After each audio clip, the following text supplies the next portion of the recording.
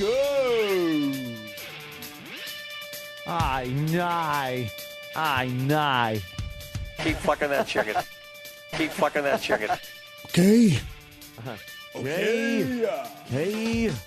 Open Anthony. Okay. Hello. What is it? What is it? Hump Day? It's Whip 'em Out Wednesday, Anthony. Good old Whip 'em Out Wednesday. And you know what? I think there's a resurgence happening out there with the Whip 'em Out Wednesday thing. Yes, I see more stickers. Well, we're running a promo. We got brand new WOW stickers with another radio station or another company name on them. Yeah. Collect them all. Yet another. Collect them all. That would take a while.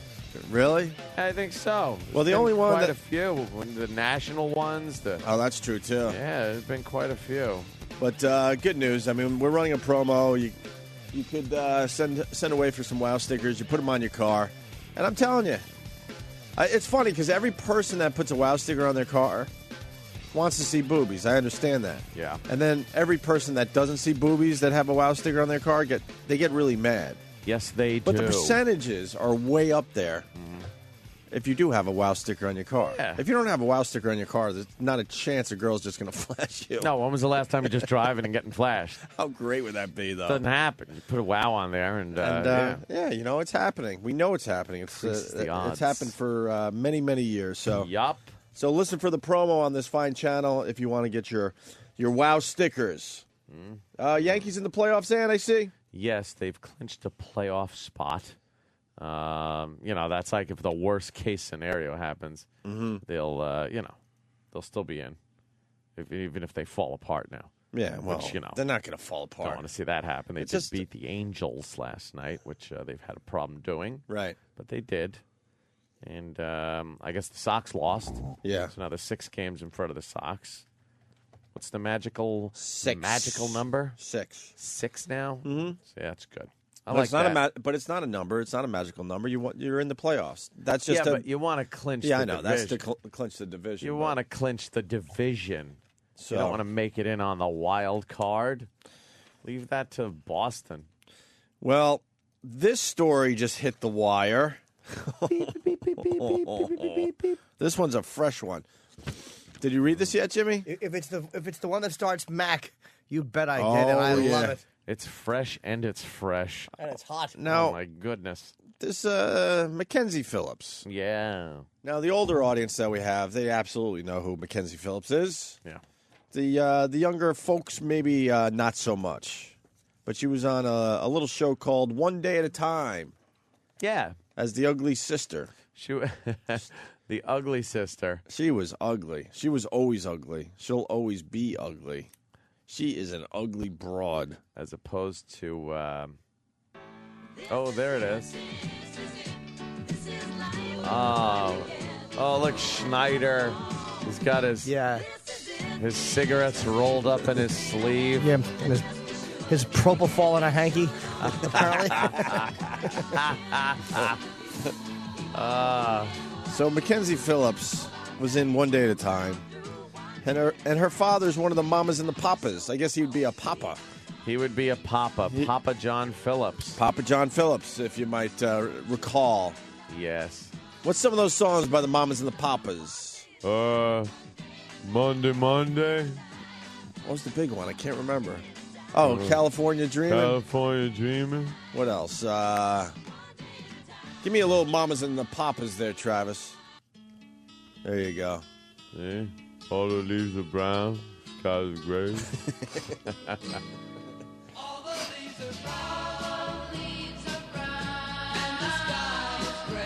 And the sky is gray.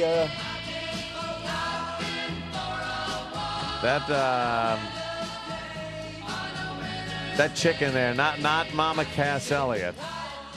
Who's the other one? Oh, Michelle Phillips. Phillips, right. In the old days, like the album cover days. She was hot. Yeah, she was Really like hot. Hot, hippie chick looking, fucking. But then again, standing next to the big mama there, Mama Cass. Mama Cass Elliott. Oh, Yeah. shit. Yeah, look at that. She was hot. You know, she just had a Fucking big, hairy, out of hippie control chick. bush. Oh, that muff must have just been smoking giant. pot and giving up her vag Oh, for all the hippies. of course. Oh, yeah. Where's a color picture of her? Anything? Then she got kind of like icy cold looking as she got older. You notice that? Yeah. I don't know. I kind of like the little hippie look. Oh, yeah. She had a beret because she was fighting some evil man. Man, she was in some kind of an underground movement, man. You know, she just grew in her armpit hair. It didn't matter, though. Big fat Mama Cass Elliott. Anyway, you Yes, know the players. slob. So you got Mackenzie Phillips, the daughter of John Phillips from the Mamas Yeah. and the Papas, and, of course, Mackenzie Phillips from One Day at a Time. Well, here we go. Mackenzie Phillips is quoted saying this: "I slept with my own father." Oh, my goodness. Did it! Wow. Yeah, we need some stingers for this story. Yeah, where the hell's my I stinger? slept with my father, Mackenzie Phillips is saying. Don't hate my father, Mackenzie Phillips tells People magazine. But in a tell-all book out Wednesday, the former childhood actress reveals that her dad, musician John Phillips of the 60s band The Mamas and the Papas, engaged with her in a long-term incestuous relationship. Long term. What the fuck? Wow. Phillips, 49, who has survived drug addiction, arrest, and divorce, writes in the book High on Arrival that she was already a star playing a boy-crazy teen on the TV sitcom One Day at a Time when her father had sex with her on the night before she was to marry. Wow. What the? Gotta love pop style. Pop style sucks. No, it's great. It's like, well, you see if you want to give this up. You leave the daughter alone the day before she's getting married. What is he, one of those ancient lords that had to come by and fucking bang the chick? Oh, the Mamas and the Caligulas. God damn. Wow. On the eve of my wedding, my father showed up, determined to stop it, writes Phillips, who was 19 and a heavy drug user at the time. I had tons of pills, and Dad had tons of everything, too. Eventually, I passed out on Dad's bed. Should I read more? Please go on. This might get a little naughty. My father was not a man with boundaries. He was full of love, and he was sick with drugs. I woke up that night from a blackout to find myself having sex with my own father.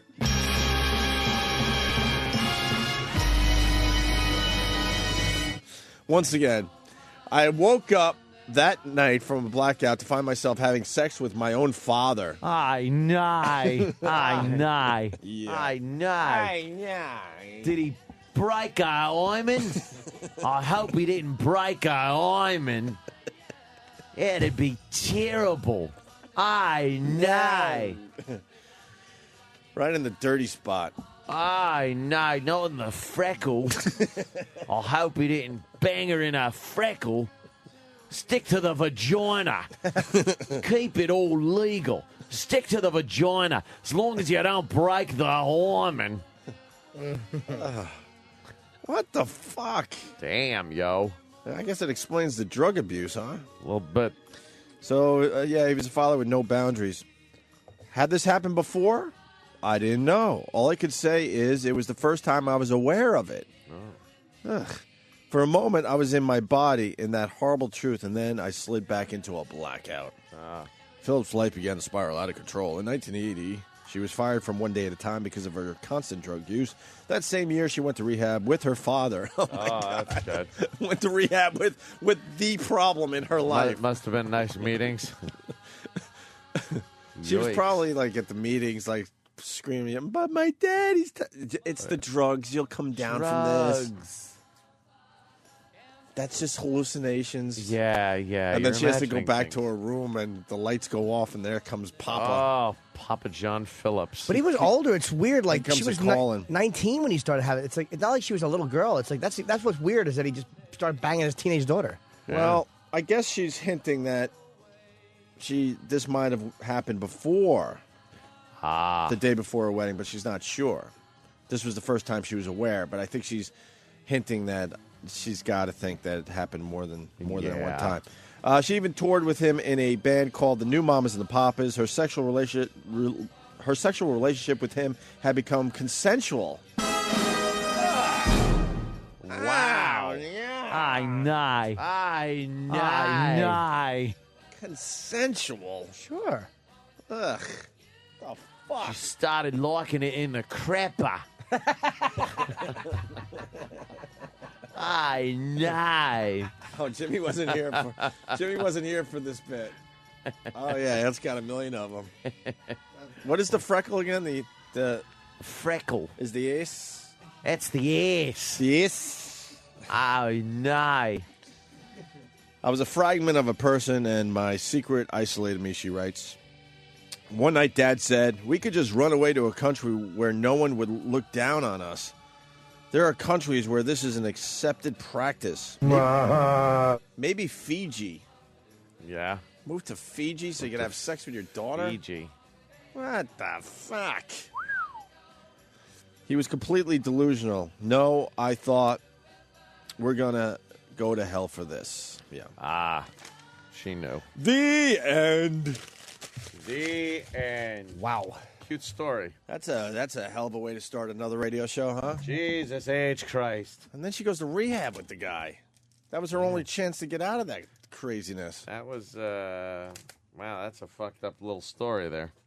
Who knew when you're watching One Day at a Time? Let me say hi to Ken in Texas. Ken, how are you, Ken? Hey there, Ken, Ken. Hey, boys, what's how going y'all on, doing, Ken? guys? Good, Ken. What do you got, Ken? I saw Michelle. Mackenzie being interviewed one time, and she said that Mick Jagger tricked her dad into leaving her apartment he was visiting, and he's the one that popped the cherry, like when she was like 13. Mick Jagger got a hymen? I know. He blasted right through a hymen. So, Left her bleeding on the bed, did he? That Mick Jagger. Ain't he think her mom's hot, something? though. Did he bag her in the freckle? I know. punch it out, boys. Wasn't she like 14, too? I think she was about 14 Yes. when Mick Yes, Jagger she was banged her. about Allegedly. I don't know. I don't think Mick would Mix- deny that. Yeah. Big didgeridoo, did she, eh? Yeah. Yeah. Broke a woman. Who enjoys the didgeridoo? Piked her in the vagina. He did. He piked her in the vagina. Well, was she 10 years old? 10? In the vagina? Mick Jagger? No, Mick Jagger said he was waiting for this since she was 10 years old. I know. What the fuck is wrong with Mick? Man, they got away with a lot of shit in the 60s, huh? Yeah, you can't make that statement. No, you can't. Fucking crazy. How's gonna make that statement? She's 14, and if Yeah. that's not bad enough, you go, oh, I've been waiting for this since you were 10. Oh, my God. But did Mick really think he was showing restraint? Hey, You know, I waited through her 11s and 12s. Yeah, waited all those years. He's lucky he's a talented motherfucker. So I think we look the other way. Let Mick do whatever he wants, man. You hear, give me shelter? Let this guy fuck whatever he wants. He Well, waited you- for like the first little fucking one single hair. That's what Mick was waiting for. Let me say hi to Jeff in Indianapolis. Jeff. Good evening. Hello, Jeff. Hi, Jeff. Baby wants to fuck. Wait, I know that reference. Do you know that reference, Ant? No. Oh, fuck, I've heard that before. What's that from, Jeff? Just a little blue velvet, you know. Blue You Velvet. fucking, you fucking. Oh. Blue Velvet. Thank you, sir. Ah. That's fucked up. Fiji, well, this is Barrett from Pittsburgh, Anthony. He writes, Fiji travel info shows that it's the home of incest and anal sex. Is this No, true? Could we? Is that Could on a we? travel brochure? It can't be on a. Is it really? It can't be on the actual travel brochure, but I think if you dig a little bit, I know. is that what they're bragging about? Come to Fiji. Wow. Who knew? I thought Fiji was like One of those places you just kind of go there and go on vacation. It's kind of nice. I don't know. Is Fiji a nice place for real? I don't know. I think my mom and Sal went to Fiji. Uh-oh. Uh-oh. Uh-oh. You're going to have to ask him about Fiji at the big wedding this weekend. Yeah. Robin from Detroit. Hi, guys. How are you? Is it cold in the D yet, or is it a little too early still? No, it's damn humid and hot, to tell you the truth. Well, goddamn. It's so Goddamn. hot in the day. Yeah, the D's got a lot of problems. No But shit. yeah, I was calling about this Mackenzie Phillips thing. Whether it happened or didn't happen, first of all, he's dead. He can't defend himself. But I think these stars sometimes put this stuff out so that they're the big talk of the town because they're so irrelevant in our lives, and now we're talking about this dumb bitch. Yeah, but you just come out of nowhere and blast that one out? Well, Jeez. you know what? Again, we don't know if it's true or not, but everyone's going to be talking about it. Look at you Well- denying the victim. Well, I think she's sick to first of all put that in a book to make some money and some fame for herself. Secondly, if she is just making up to get the fame and a little money in her pocket, that's even sicker. That is Either kinda way, it's crazy. pretty fucking sick. Yeah. That doesn't sound like something you'd make up, to be honest with you. No. You make up a child molesting story, not an adult. Yeah, it was consensual, and then we had a consensual Yeah. affair. That's You would just say too- that you got touched by some nameless relative that no one, feels like looking up or I whatever. think they were so fucked up on the dope. You know what I mean? The dope. Right. Yeah, I mean, and I don't That, know if The it's true or dragons not, told but him to do it. Yeah, You know. yeah. Yeah, I mean, I just think that what point is there in putting it in a book? We can't prove it or disprove it. Well, it's I her just life. think- Hold on, miss. If she's telling you a story about her life, Right. you don't need us to disapprove it. I mean, if she wants to tell it in the book, that's fine. Yeah. Right, but what benefit is there about telling somebody something like that, especially when the person that she's talking about isn't around to defend themselves or say it's not true when... Because honestly, let's just say for the sake of argument it's true, then who gives a fuck if he's around to defend himself? If she was having sex with her father and she's writing it in a book, who cares if he's around to defend himself? That's the decision he made when he started to fuck his daughter. Well, true, and it could be true. I'm not saying it's not. I just think it's ridiculous to tell something like that, true or not. Why? And everyone's going to be, well, I think that these stars love to put these books out and have everybody talking about them when no one gave a shit about her. Jim, you're an for 30 author. fucking years. Yeah, Yes, but Jim- Miss, that's not. I don't agree with you because people telling their life story, this type of stuff happens to regular people. It happens to people, yeah. and it's interesting. Yeah, that's why it's in books. It's interesting, but it's just a salacious story that, So what? you know. But She's it's not almost like, buying it. would you object, Miss, if it was a wonderful story about how great a guy her father was? No. So why should she No, I not wouldn't. tell if it's a hell story? Well, that's true, and I'm not saying it's not true. I just think it's a ridiculous thing to put in a book to get your face on the news and make some money. That's the only reason you write a book at all, though. What do you think people write books for, to not sell them? Who the hell gives a shit about Mackenzie Phillips anyway? Obviously, we do. We're all talking about her. We all know her. Well, hold only on. because she fucked her dad. Yeah, You that's wouldn't that's care where otherwise. Robin's making a sort of a good point. Like I'm sure when she decided to write this book, the book people said, well, what do you got to offer? And that she finally got to this point. Well, I could tell the story about me and my dad. You know what I mean? And they're like, well, True. Or not. And now they're like, okay, now we got a book, and now we're all talking about it because it came out today. If her book came out and this wasn't in it, we wouldn't be talking about it. we wouldn't even But- know she but had a book out. That aside, Robin, I believe the story is absolutely true. Absolutely. Yes, and it could be, but I just think it's stupid on her part that she needed money. I don't understand what your point is, Robin. I don't get what your point is. People put things in their biographies that Jesus. include like horrible things or fantastic things, and that's why you read them. Not only for the publicity, that's kind of a side effect of it. If you put something salacious in a book and it's true, it's going to be the selling point. People are going to go, wow, here's some excerpt from the book. It doesn't necessarily mean you put it in there just to get the publicity. Right, but that's the only thing in that book that's going to make people buy. How do you know How do that? you know? There's She's a drug stories. She was a irrelevant. She's a big star. Robin, she was a tremendous star on television. She was in a huge series. People have known about Mackenzie Phillips for many, many years, and she was fucking her dad, who was one of the mamas and the papas. You know what? People want to read that, me included. She was in American Graffiti. She was Right, and getting the rest of it, banged you by can Mick line your- Jagger while she was maybe filming it, perhaps? Well, you can line your birdcage with the rest of it then. How do you know what the rest of it is going to be? Oh, no one fucking cares about her for the last 30 years. Is she on TV? What No, book? now she's You're making no sense. I would only read that chapter. Yeah. Yeah. I would start with that one and then go back to chapter 1. What is it? What is it? Your problem with this? I don't understand Robin's point. Well, I think the point is, I think she's off, but it's not far fetched that celebrities make up shit, Points on her head, or exaggerate shit to get publicity. I'm with her to that point, but this story is absolutely true. I believe There's no doubt in my mind. I'd believe it. Maybe she's exaggerating the details a little bit in the book. Who knows? But the story itself is absolutely true. This happened. The rest of the book could be full of growing up with a drug abusive father and the mamas and the papas, and then being on one day at a time, and American Graffiti. We all know the story. Who gives a shit? All right. Thank you, Robin. Robin, not a fan of Mackenzie. There's something else going on with Robin. It's like your point is ridiculous. Who gives a shit? She was a fucking icon fucking her dad. Yeah. That's an interesting point for a book.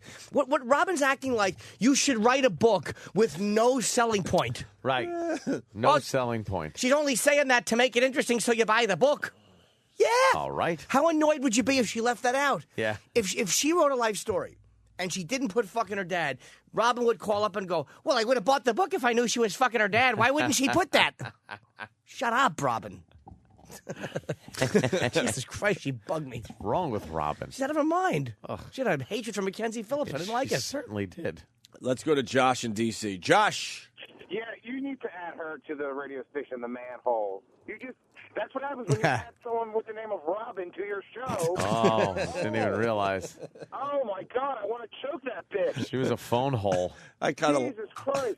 I kind of liked her because she was getting under Jimmy's skin. Well, I don't understand her point. Jimmy, you wrote 2 fabulous books, and you talked about hookers, and you talked about life on the road, and that's what made me want to buy your book, because of cool stories like that. If some chick wants to talk about fucking her dad, I'm buying the goddamn book. But Josh, here's the problem: all the stories in Jimmy's book made up, all of them. just That's to get right. a little fame and a little money in his pocket. All those hookers, I didn't have sex with them. Nope. Lies. Jimmy, we all know that your stories are fake. We know you're just some rinky-dink stand-up comedian who doesn't travel anywhere. You're just staying in New York. And I'm a sweet boy. Yeah. Oh, my God. You're a nice guy. You played some games when you were kids, but really, you didn't Just really played write some any games, I got a Monopoly, Shoots and Ladders, Monster Rain, just a few games as a child. Exactly. So tell Robin if she's, you know what, Robin, if you're still listening, you suck, all right? Robin calls our show all the time. Does she? Yes, she does. Yeah, I've heard it before, but man, I don't think about to throw my radio out the window. All I'm right. not kidding. All right. Thank you, Josh. Very good phone call. All right. I got an email. You want to talk about books from a girl. Oh. And she's like, I don't know if you remember me, but I used to do massages. And apparently she was a girl that I had seen. And she read my book. And she said it was hilarious. She loved it. She's out of the business now. But she was a massage girl / prostitute. And she wrote about her exploits in it was like an article. And it turned out to be a 14-page email. It was fucking great. I called my literary agent. She can really write. I would love to see this girl do a What did she book. talk about, though? Having sex with, clients? She talked about, she broke it down. Oh, who wants to hear about that? So what? She had sex with clients. She's a prostitute. Everyone wants to hear. That's funny. Dude, it was so good because she broke tricks down into different categories of the type of guys you meet and how to handle each one. And she wrote me a very nice email. She's like, you were really nice to me, I remember. And wow. She remembered me because I told her. This is back when I lived on 43rd Street. And she's like, you were one of the really nice people to me. And I just loved her fucking writing. It was so interesting to read it from that point of view. Wow, yeah.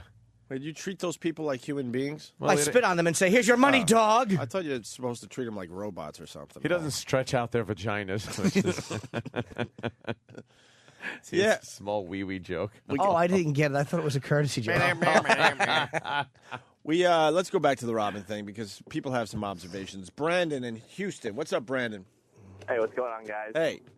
Hey, I got a theory about Robin. I think her dad was fucking her because this seems like a very sensitive subject to her. Yeah, Robin, call back if you're not telling us Something, yeah. Any problem. Yeah, because she Happy had a lot birthday, of Jimmy. she had a lot of passion for that topic. Yeah. Let's go to John Phillips from the grave, Anthony. This is very special. Yes, John. Yeah, man, this is John Phillips. I'm calling from the grave. I did not have sex with that woman. Not Punch it out, guys. Bye. No. Not ever. I know. All right, so we got that story that just broke, so that'll be everywhere today. Does the mainstream media cover that? That's a rough one. They don't do a lot of incest stories. They won't get detailed, but They might have a tough time with that one. Gloss over it. Good old Plaxico Burress was sentenced yesterday. He gets 2 years in prison for the nightclub gun incident. And I think he's got to do 20 months. He's got to do, what, a minimum of 20? It's a mandatory sentence. It is a mandatory. So if it's mandatory, why wouldn't it be 24 months, Anthony? Well, you get good time, they call it. But if it's mandatory, don't they throw all that out? No. Okay. Certain crimes they do, but, if you get, like, life without parole, doesn't matter how much good time you got, you're going to stay in there. Right. But a sentence like his, 2 years, the sentence is 2 years mandatory, and then, you get months knocked off if you're a good boy. This fucking story, I know it's mandatory. It makes me sick. Oh, I know. This guy's life has just stopped. Yeah. And it annoys me because the guy's not a criminal. He's not a fucking criminal. He's an upstanding citizen. He's stupid. He is dumb, but he's protecting himself because he's a fucking target because he's a celebrity. Yeah. This guy's got to go to jail for 2 fucking years for this? Yeah. I know. You want different treatment for celebrity? This makes me sick. He should not have to go to jail for 2 years. He's not a fucking crook. Guys are punching their wives in the face, not going to jail for 2 years. Yeah. Well, take the celebrity part out of that statement, Jimmy. Anyone that does that who's an Right. upstanding citizen shouldn't have to go to jail for 2 years for that. But I think he's an obvious target. Like a guy who makes this kind of money, athletes get robbed. Right. I mean, they just do. And the bottom line is, he should not be going to fucking jail for 2 years. His fucking, I don't know, man. It just really bugs me that this guy's life and a healthy career, he's a productive member of society, is just stopped because in this shitty city you can't get a gun permit. Yeah. Because of our fucking fruity mayor. And he was licensed in another state. He was licensed in Florida. So he's a responsible gun owner, obviously. So it's like responsible enough to not have a holster and shoot All right, yourself in the leg. that was stupid. That was dumb. Yeah, you got to kind of holster that Have a shit holster. down, right? All right, that was right. Hey, you guys agree with Reverend Al? That's good. See, you're going to get along with Reverend Al eventually. Reverend Al says it's a bit harsh. I don't think so. Unusually harsh. Reverend Al wouldn't have said shit if it was anybody of white ethnicity. Yeah, that is that mandatory sentence is just bizarre, and it's based on a constitutional right. It's just the oddest thing. It's like you have the right to bear arms. The fuck?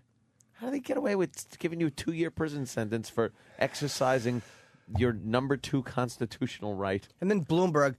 Yeah. I can't stand I used to love Bloomberg. I really have started to hate his guts. Oh, you see how nice the city looks? He's an elitist shithead. Yeah, he really is. You haven't seen all the nice bus lanes and the nice bike lanes and the big picnic huge tables where people should be driving. The 1-ton planters all over the place. Yeah. The city looks beautiful, Jimmy. It's fucking so irritating. It's just irritating. Yep. Actually, if it was in Honolulu, I'd agree with you.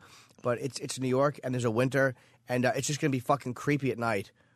Where cars are not going down. Yeah. So stupid. They'll probably open it to cars at one point. I don't know. How? They Back got to and get rid of forth all those like that. planters and stuff? Fucking planters. What a dope. They're like, the planters are close to a ton each. Ugh.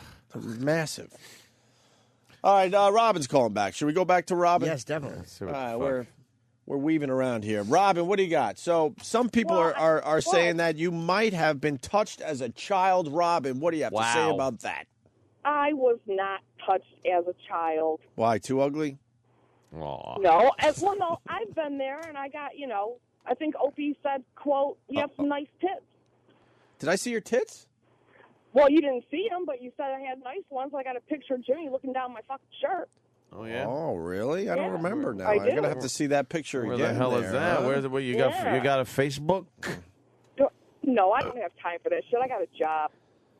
You got a J-O-B? Sorry. I got a J-O-B in the Wait, D. she's Other got a people have J-O-B in jobs and- Detroit. That's amazing. Yeah. You got that right. That's like But seeing no, Bigfoot.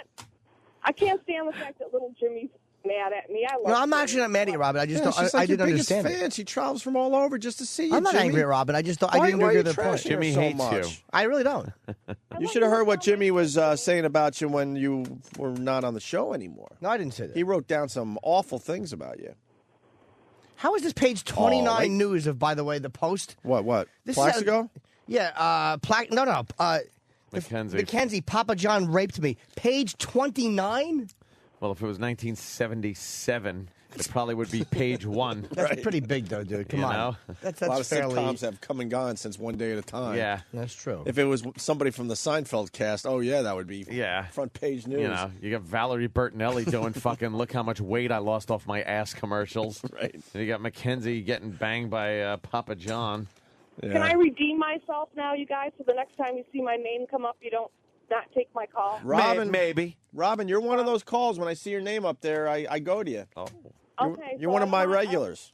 I don't want to be blacklisted, my friend, but I guess it gets to the point where the news and everything now, it's like, I'm so fucking tired of hearing people's bullshit that nobody cares about. I mean, just because their dad was in the mamas and the papas, people's dads probably fuck them all the time. Who cares? Well, you shouldn't say who cares. That's kind of a big deal when a father fucks his own kid. Who cares? Whether you're famous or just like a deli worker. Jeez. Okay, maybe not who cares, but That's a biggie. no, but these people, it is a biggie, but I'm so tired of people going on talk shows and having to tell all of their stupid-ass, bizarre stories that news just becomes, the next titillating little story, and that's what this will be for a couple weeks, and then we can find out who else is fucking a goat or whatever. Who cares? All right. Thank you, Robin. And All right. Jimmy, Yes, Robin? read both your books, love them, give them, and share them with all my friends, and See, talk she's about a- Opie and Nancy all the She's a time. Thank big you, Robin. fan, Jimmy. You shouldn't have trashed her so bad. I didn't Why trash were you Robin. so mean to Why her, were you so Jimmy? mean to her, Jimmy? Aw. I didn't mean to be mean to her. If she travels everywhere, all right, let's see if she goes online today and buys fucking pre-sale tickets for my Boston appearance.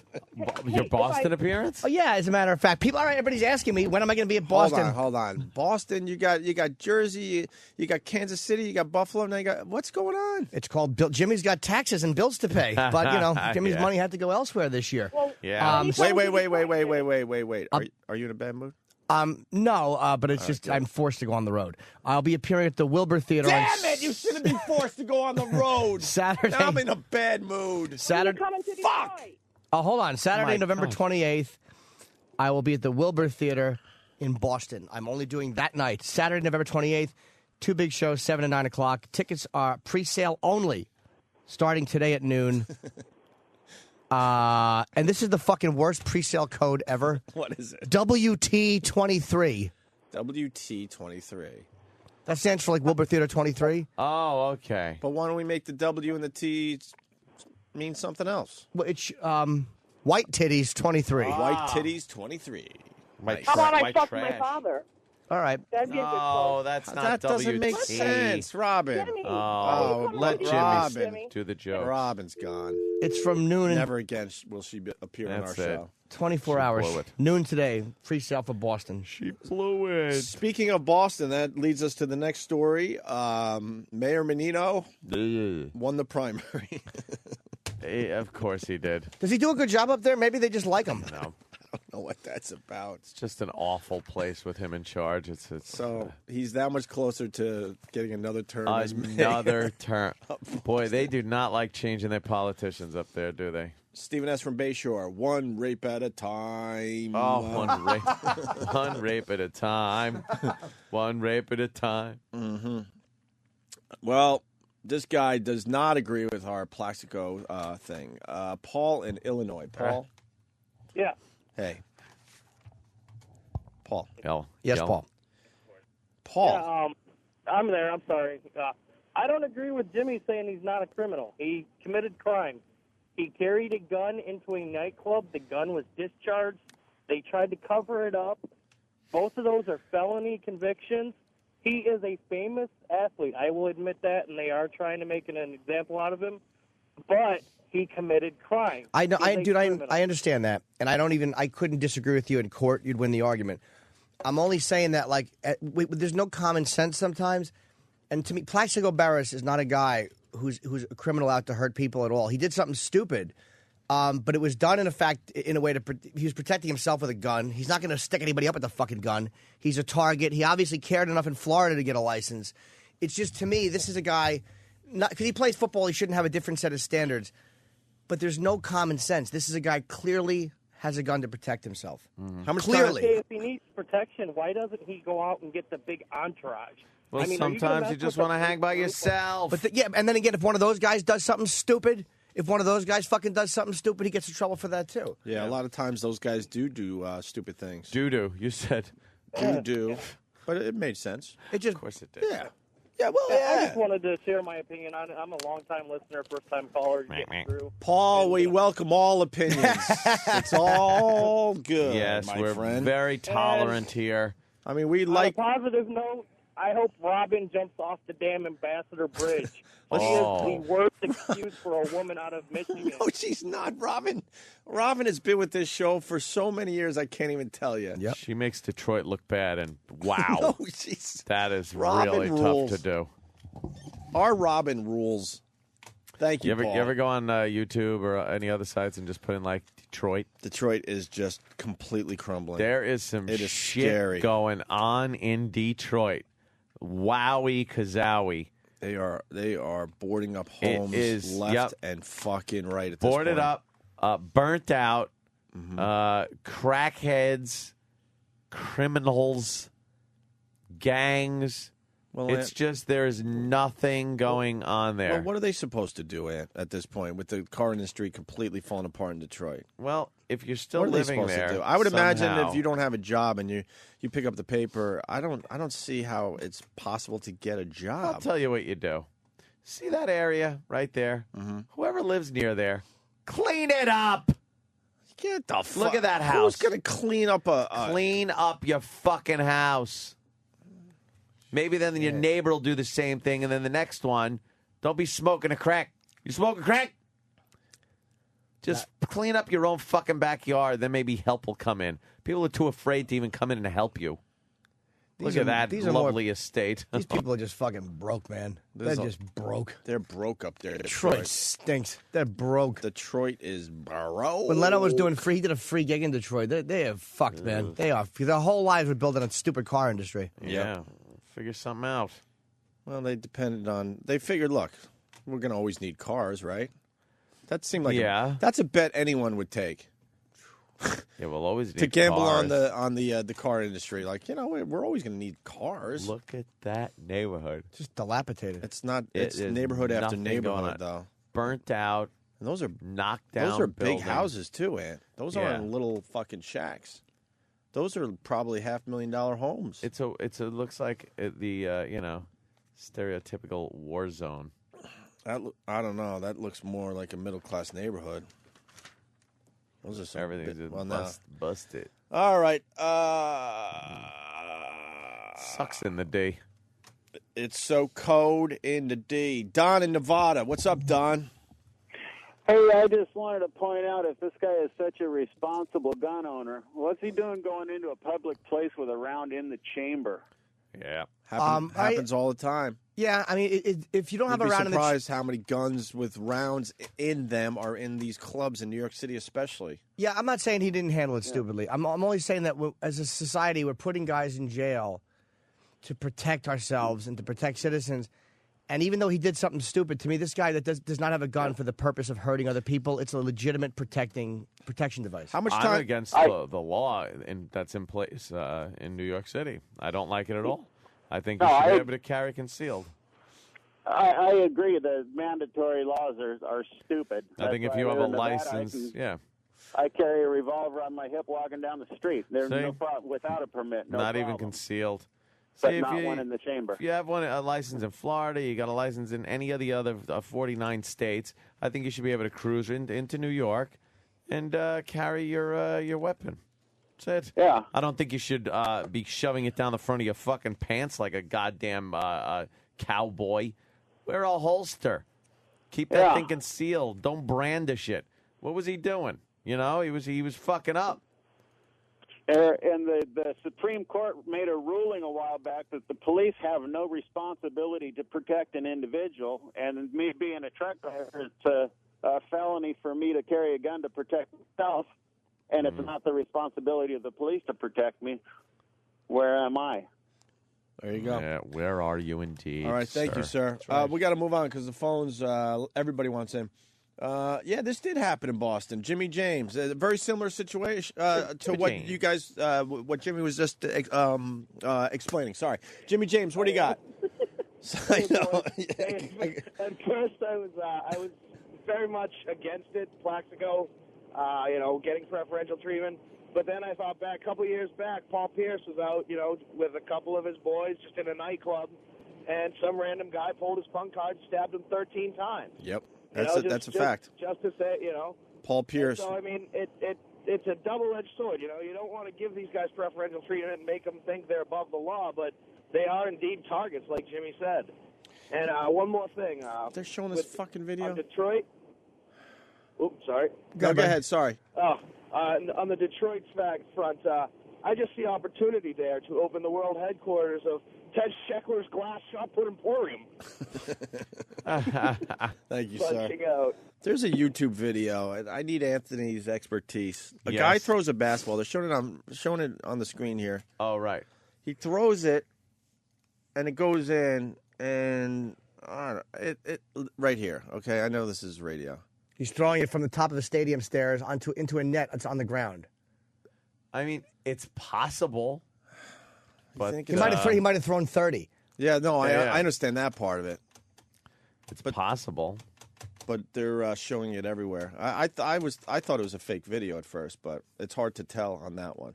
Oh, here's a very good point on the Plaxico thing too. Kelly in Syracuse. Kelly. Hey, guys. The thing that pisses me off most is that Michael Vick hurts and kills hundreds of innocent dogs, and he's already back and has $1 million contract. And then there's Plaxico, who's just a dope and shoots himself, only hurts himself, and he's going for 2 years. Yeah, Plaxico is doing more time, I guess, than Michael Vick, right? How much time did Michael Vick end up doing? We all forgot already. 8 days. That was more. He did over a year, right? 14 months, I'm thinking. Yeah, I believe so. something I'm like not So, completely so what do you guys think of positive. that? Michael Vick got less time than Plaxico. Is that crazy? It's a very smart society we have. He was sentenced to 23 months. Who? Vick? Yeah. Okay. So that's a month less than what Plaxico got. Right, but he only spent how Yeah, he much did a time? little over a year. A little over a year. He's a guy who I don't care if he did his time in jail. The guy's a complete slob. He never should have worked again. Only because I know you have a right to earn a living, and I think I've probably gone against what I'm saying now. But the more I think about Michael Vick, the more that nobody should have given that fucking piece of shit a dime after he did what he did, electrocuting them and fuck served his him. time. He served his time. Though, He Jimmy. should be allowed to gotta live. know. I know, but still, he's just he's an animal. Served his time. Fuck him. Because that's kind of what happens in radio. You fuck up. I know, Yeah. and all of a sudden you're blackballed. You know what I mean? If you served your time, you should be able to go back to doing it. I'm not happy about what he did. I think it's disgusting. You know. But I don't think he should be blackballed if he did his time. Yeah, what's he fucking. gonna If a team wants to hire him, then there's a whole bunch of teams that said we're not gonna have Michael Vick on this fucking football team, It's like and saying, that was their choice. it's like if a guy rapes a child, and again, that's a much more extreme thing. Right. But even if he does his time, what team would hire him? Well, it's that like, is a different kind of a thing. The recidivism rate of child molesters is like 100%. yeah. So you're not really going to be rehabilitated. Dog killing, all right. You got to slow down. Michael Why? Vick was not rehabilitated. Yeah, He you don't- he would- that guy would fucking do the dog thing. Yeah, but tomorrow if let he me could tell get you away something, with it. though. Let me tell you something, though.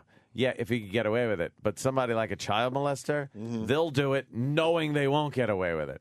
Like, Oh, that's yeah, a whole that's a nother good point, fucking They just bag can't help of, themselves. Bag of worms. It was a bad example, but I'm Or only can of saying worms. he didn't just do it once. He did this for a long time, and Yeah. he did it repeatedly and repeatedly, repeatedly. And the animal mentality, for you to be able to do that, you get a great yeah. life and a millionaire to be able to torture animals like that. He's a fucking piece of Yeah, shit. that's like near serial killer stuff.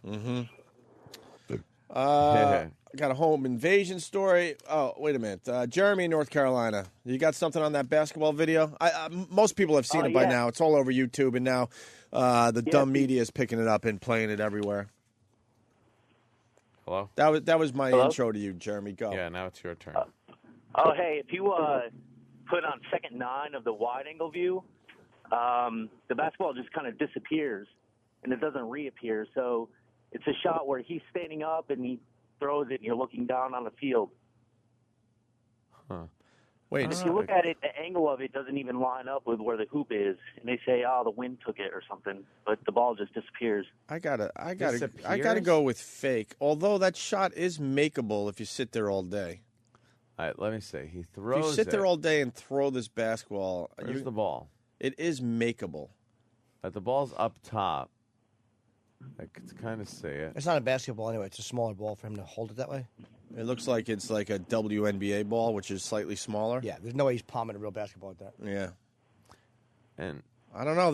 This one's tough to figure out. Like the guy sliding on the slip and slide or whatever and landing in a pool. Yeah, that's fake. You know, just looking at it a few times, you realize that it was fake. But this, I don't know. What do you think, Ant? You see the ball the whole time. No? And, video. You see the ball the whole time, Danny? Yeah, it's hard to see the angle with the one cam like that from the ground, but there is 2 shots. There's one from the stands and there's one from the field, and they do sync up pretty well.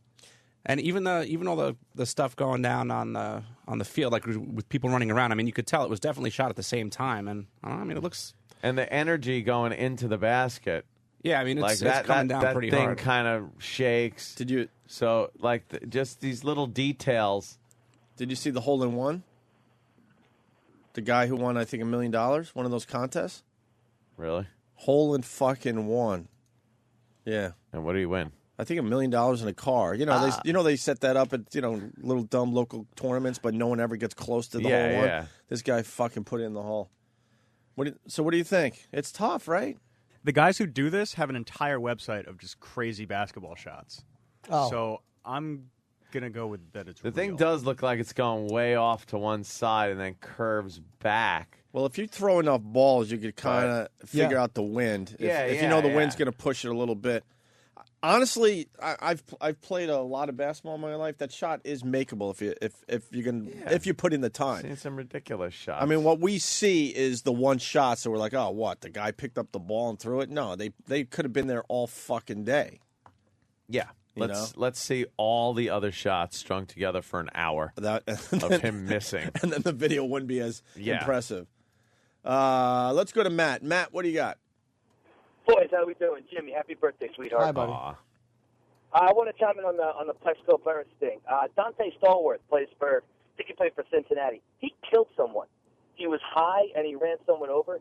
He did 28 days in jail. Yeah. Yeah, it's really inconsistent, and I just have gotten such a dislike for Bloomberg because I think he's just a rich baby who's out of touch, and he just wanted to make an example out of this guy.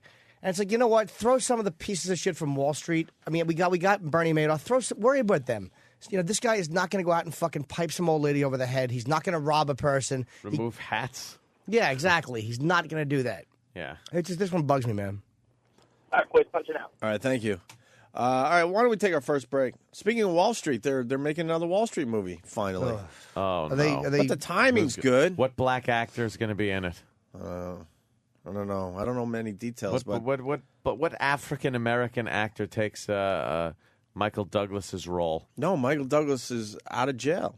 Oh, yeah? 14, 15 years later. The movie starts with him leaving jail. Oh, it's an extension. Okay. I see. And it's I didn't. Did I say remake? Oh, no, I'm Oh. misunderstanding. Okay. Yeah, Oliver Stone, and they've started filming already. It might be good, actually. Interesting. Well, the timing isn't bad, right? We're all kind of focused on Wall Street and what they've done to the average man lately. Gordon Gekko gets out of jail. Yeah, and that's how it starts. Him leaving prison. Rebuilding his empire. It's probably gonna suck. Yeah, the first one was really good. He never would have done that much time anyway. What was it? What was Wall Street? 87? I think it was right after Platoon. I'm going to guess 87. Yeah. Yeah. It's He never would definitely do late 22 80s. years in fucking jail. No. Why? What was his crime? I don't even remember. Just anymore. insider trading. Yeah. And that was the only part of the movie I didn't like is at the end they got him on tape. I showed you how to get inside information and the power of it. It's like, come on, the confession on tape. Who would do that? Come on. That old gag. Yeah. Where they confess to the tape recorder. That is so stupid. All right, when we get back, we got a fine home invasion story for Anthony. Ah! It's an 88-year-old guy. Wow. Was he the invader or the invadee? That's crazy. He had to be the invadee. Really? That's what I'm thinking. All right, we'll have to wait and see on that. Oh. And then I think the stars aligned last night because Larry King, one of our favorites, interviewed, are you ready for this? Tyra Banks, one of our favorites. Take off the wig. Does it smell under your wig? Why don't you rub garlic on your scalp? We should clear the field because this could be really good. Tyra Banks on Larry King last night. We have the highlights. Opie and Anthony.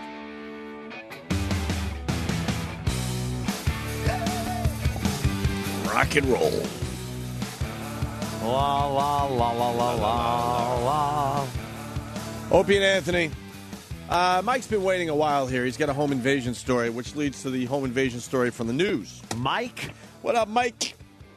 Morning, fellas. How you doing? Pretty good, Mike. Anthony will certainly appreciate this. A couple nights ago, back where I live, two young thugs went to a gentleman's house while wearing ski masks or something of that nature. Knocked on the door, and when the homeowner come to the door, they forced their way in, carrying a shotgun. Oops. They then proceeded to knock the living shit out of the homeowner, which caused his wife to come downstairs to see what was going on, at which point in time they demanded jewelries or valuables or whatever. The lady told them that if they would leave her husband alone, she would give them the valuable jewelry upstairs. So these jackasses follow this lady upstairs, and they leave the homeowner laying on the floor downstairs. Oops.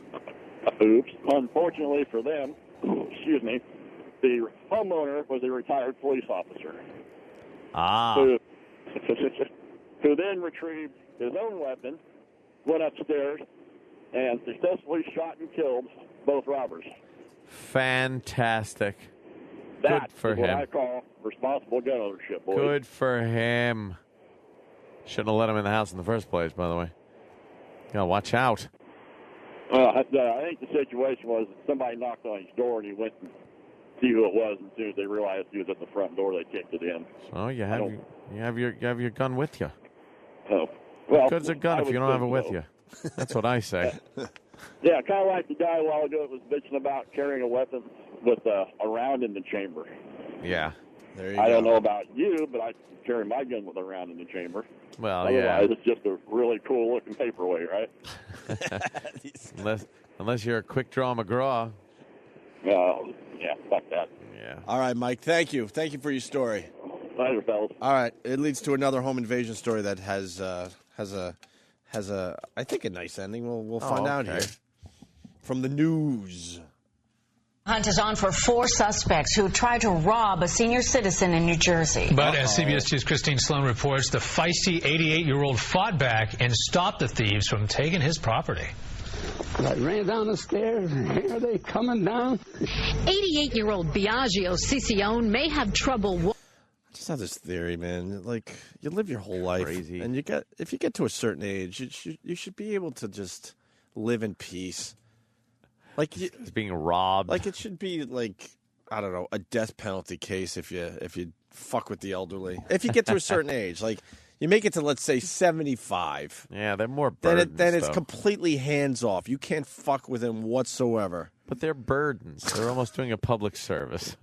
Biagio Cicione may have trouble walking, but the 4 thugs who tried to steal his safe filled with jewelry should have known better than to mess with him.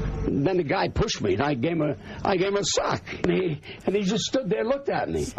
I said, "You want to get?" And I'm saying to myself, "You're going to get some more if you don't drop that safe." The thieves dropped the safe all right and took off running after coming face to face with this feisty World War II vet on the lawn. I got my safe. I got my property. That's the main thing. It all happened on Sunday when the Ciciones invited a woman claiming to be from a church into their kitchen. Since Cicione is in a wheelchair and uses a cane, she must have thought he was a good target. Oh my God, that old scam! If you're letting people Don't in let your people house, into your house. Ever. Ugh. Just don't do it. There was a home invasion recently where a couple of people said that they were they had information on Obama's health care plan. And person opened the door. They had pamphlets and everything that they had printed up. Person opened the door. Another motherfucker comes from around the corner, runs in, winds up blasting, killing people. Really? Yeah. I don't even let half my relatives in my house. Don't let them in. Why would you let strangers? Crack the door. Boy, if the fucking pizza delivery guy only knew it was right behind the door when he fucking came to the door, knocked. Hello. Oh, hold on 1 minute. Let me get my money. Here you go. Mm-hmm. He gives me the, food. Then he's gone. Meanwhile, I'm like fucking, that scene in The Godfather 2 with Clemenza and the rug when he's standing next to the door. Remember that scene? Yeah, thank you, Jim. Oh, Jimmy's mic. Just thinking what a comfortable way that is to live. It's wonderful. It's got a machine gun pointed at the pizza boy. Yeah, it's safe. I never pointed at him. It's like a pizza. Just always have it. It's like a porno. Then he comes in and fucks you in the face. You know what? There's a second part to this story, but Renee in New Orleans has a very good observation. Renee. How you guys doing? What's up? Hey, Jimmy, how's it going, man? I loved you on Leno. You were awesome. It was a decent appearance, but thank you very much, androgynous it was name. more than fucking decent, and Jimmy's going to be doing a lot of Lenos in the coming month or two. So you keep watching that Jay Leno show, which is getting better and better by the day. I haven't watched one episode. I don't watch things I'm involved with. He's definitely finding his rhythm. Definitely finding. You got to realize Leno had 3 months off, man. You know, he had to get back into shape. It's also about sitting there and doing a very different format from before. But yeah, I'm on three times in October, so I'm very 3 happy. times in October. Hold on a second. Hold on a second, sir. Hold on 1 second.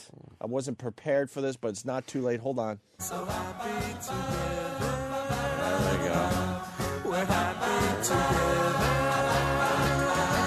So happy together.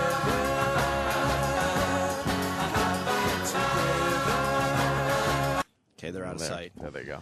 Every time the morning mashup walks by our studio, they always walk together, which is the strangest thing. As soon as we go to commercial, we go our separate ways big time.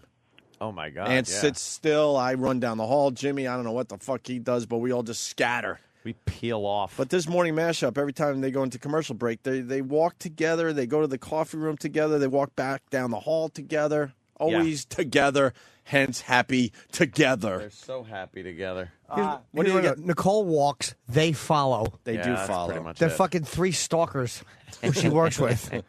Renee. So what do you got on the news story?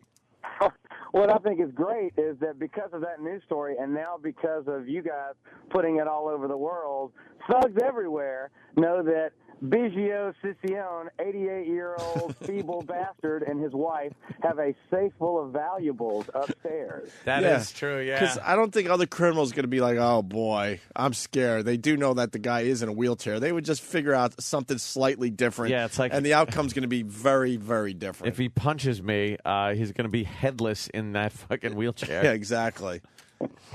There's the news for you. Now this guy's got to live in fear. Yeah. Co-fucking-K! Oh, yeah.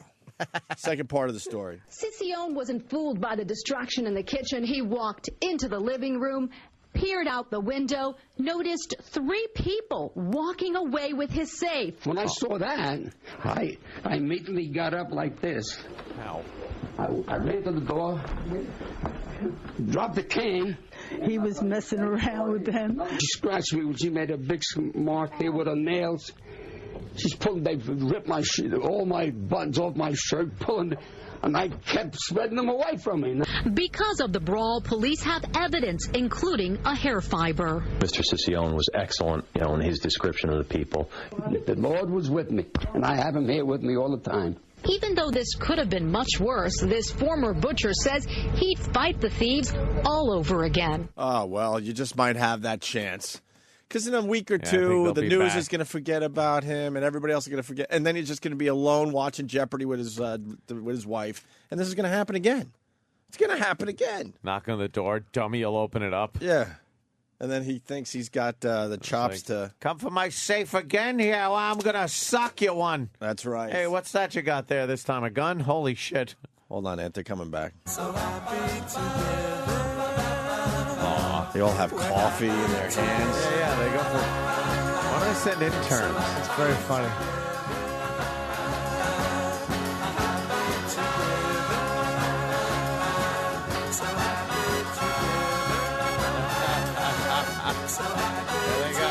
There they go.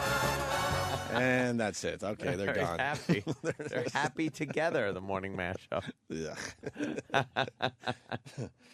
All right, so there's the 88-year-old man stopping a home invasion.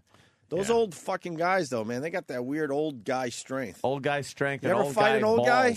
Old guy balls. It's not easy, man, to fight an No. old guy. Especially that guy. He was down there with the Huns. Something happens with the ligaments because you don't have muscle anymore. He probably fucking was launched himself out of a foxhole with bayonets affixed and just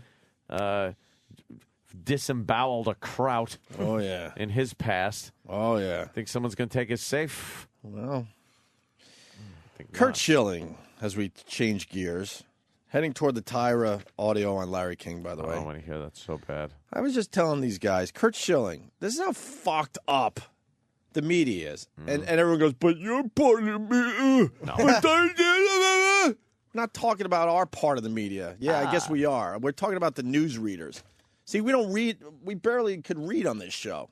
Yeah. When we do try to read a news story, you've heard. Oh, stutter and mutter and prick. We suck. Anyway, Kurt Schilling comes out of nowhere, and he goes, you know what? I need some attention. This is what Kurt Schilling was thinking. I miss my bloody sock days. Yeah, let's take you inside the story. Kurt Schilling is like, holy shit. When I'm not throwing a baseball, no one gives a flying fuck about me, Kurt Schilling. So he goes, you know what can I do?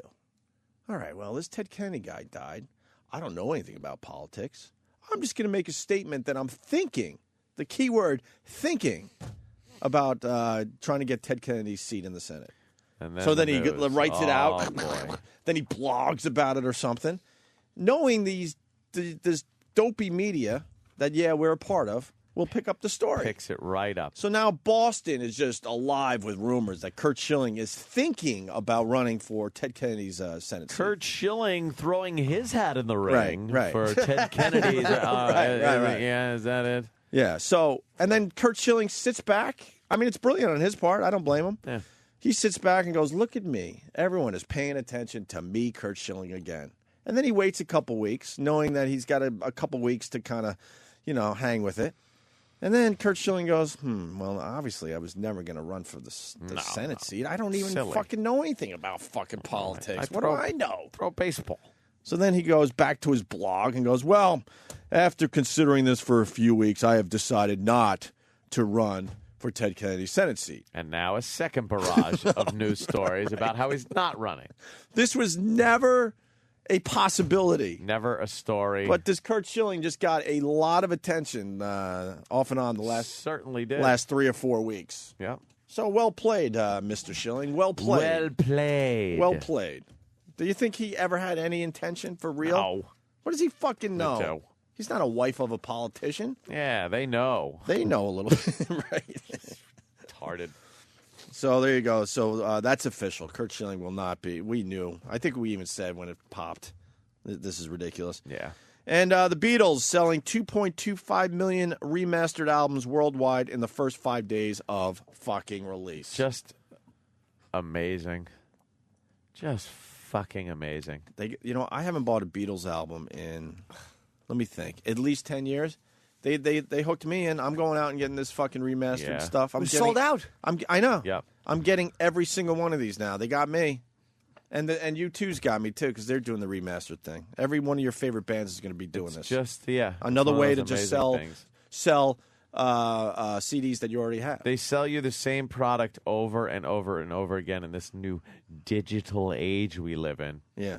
Yeah, you bought. How many times But have then you they- bought the same Well, that's why when bunch of things? that's why when you could find music and illegally download it, I'm all for that Yeah. because the record companies trust me. They've made their money. Because you're right. I mean, one of my favorite bands is like U2. Not so much these days. Yeah, you're right. I've bought different versions of those albums over the years. Yeah. How much money are they going to get for the same fucking song from me? I cannot tell you how many times I bought Star Wars. There you go. The original Another example. Star Wars Episode 3. First, VHS. Mm-hmm. You got to have it on the VHS. Mm-hmm. And then some special edition VHS. Mm-hmm. And then... What about the big DVD? fucking Never laser had it discs? on laser. Never had it on laser. That was a bust, huh? I couldn't afford a laser disc player. No. Who could? Thank God. It's like a giant DVD. Right. I want to hang one from my rearview mirror. You're so right. Here's a giant, inconvenient DVD for you. And then the DVDs came out, and then the special edition DVDs, and then the box set came out with all three of them. Mm-hmm. And then as the newer movies came out, they started re-releasing the other one. And you realize I fucking bought this probably 8 times. I would say I bought the original Star Wars 8 times. And this is where it gets fucked up. Now you, Anthony Comia, let's say you're like just some guy. Now you decide I'm going to download it for free. Yeah. And they come and knocking. And they pull you out of your home. I paid and my they put you in dues. some kind of camp. Oh, my God. And beat the shit out of you. And make you smash rocks for the next 10 years because you illegally downloaded it. Movie theft camp. Right. There's your giant... That's a laser disc? There's your giant DVD. God, is that silly? That's really How funny. much data could that store? Like nothing? Boy, they figure that shit out, don't Were they? they two sides laser discs? They were, right? Yeah, That's two just- sides. You had to get I up in the never middle even- of the movie and flip it over. I never even got to touch one of those things. Could someone bring one in so I could just touch it? A laser disc. I was not in the laser disc world Do whatsoever. you know how cool someone was when they had that shit, though? Mm-hmm. If you went over someone's house that had a fucking laser disc player, like, hey, you want to watch Stripes on Laserdisc? What? Yeah, check it out. Wow, it's so shiny and space age looking. I'm looking at my DVDs lately. I can't wait for the day. It's coming sooner than later where I just throw them all in a box and throw them away.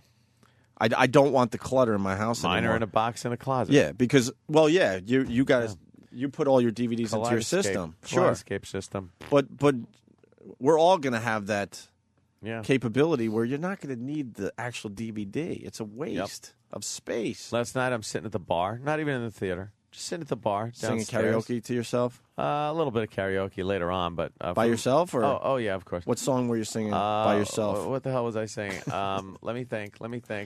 I think I was singing a little Jerry Rafferty. Oh, wait, I'll guess the song. Right Down the Line. Oh, okay. Is that him, or is that the other guy? Yeah, I think that's him. Yeah, maybe that was it. What was his other song? Baker Did he Street? do Baker Street, or was that the other guy? Who's the I other got guy? Jerry Boz Raff- Skaggs? No, I got Jerry Rafferty mixed up with Give me a little Jerry Rafferty. This is a little crazy today. little Jerry Rafferty. Right down the line. Yeah. Who are you confusing him with? I know there's another guy I'm confusing him with. Boz Skaggs. I'm thinking of other guys in this genre. Whatever. Is there a karaoke version of The House Next Door to Me? Well, I'm looking for it. There is a guy that I get confused, though, with Jerry Rafferty. All right. Ah, there you go.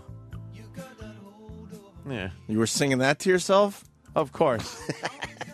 What the hell goes on in your mind? What the fuck goes It on? was a beer-induced moment. Do you close your eyes even though you're by yourself and just kind of really built it out? How can I close my eyes? I got to read the words. I don't know this song. Oh, you don't know this one? You know No. a lot of these songs. Well, I know them, but I just don't know, where the words go. So, Yeah. Wait, what was the point? I'm trying to remember. So you're at the bar. Yeah, I'm at the bar, and the TV's there, and I could punch up the Kaleidoscape from the TV at the bar. So I'm just going around, and it's like, I want to watch some Seinfeld. I don't give a shit that it's not 7 o'clock, and I'm at the mercy of the television stations. Not so much, though, man. So just boom, boom, Yeah. and there it is. I'm watching whatever episode of Seinfeld I want to watch. Yeah. That's Not so it. much, though. The cable companies are figuring all that out because obviously the DVR thing has been really huge the last few years. But now Now we got the what do they call it officially? You're watching a show and it's 7:15, start at 7. You're like, fuck, and they give you the option. You want to start this from the beginning. It's about fucking time. But it's one time. But it's one button on the remote where they ask you, do you want to start this show from the beginning? It's like, absolutely, I do. Yeah. Let's go to the phone. Say hi to Odie in Washingtonville. Where's Washingtonville? Hey, good morning, gentlemen. Where's Washingtonville, sir? It's a stone throws away from the Manhattan Comedy Club. A stone throws? Middletown. Oh, Middletown. Stone throws. Oh, yes, right. Rich Van Tracy's place, yes. Yeah. I just saw Dave Attell there a couple weeks ago. He killed. What'd you eat before you went? I'm sorry? What'd you have for dinner? Stones. Okay. Yummy. Knock it off. Oh, Jackson Okay. Bravo? Knock it off. Anyway, you guys knock it off. on the Yahoo Jackson Bravo. top 10 list. I got a little something for little Yimmy there. Kelly Osbourne had a little whoopsie. What happened? What happened? What happened was one Gary of those Wright? Paris Hilton little Gary skirt Rafferty and Gary thingy, Wright? No. Bingy Bobs. Uh-huh. Oh, really? What happened? She upped the skirt shot for Kelly? Something? Is that what you mean? What happened, Odie? I don't know. We're trying to figure out the Jerry Rafferty fucking Yeah. puzzle that. Sorry, I threw that We're one in a out there. We're in a Jerry Rafferty He quandary does right Baker now. Street, too.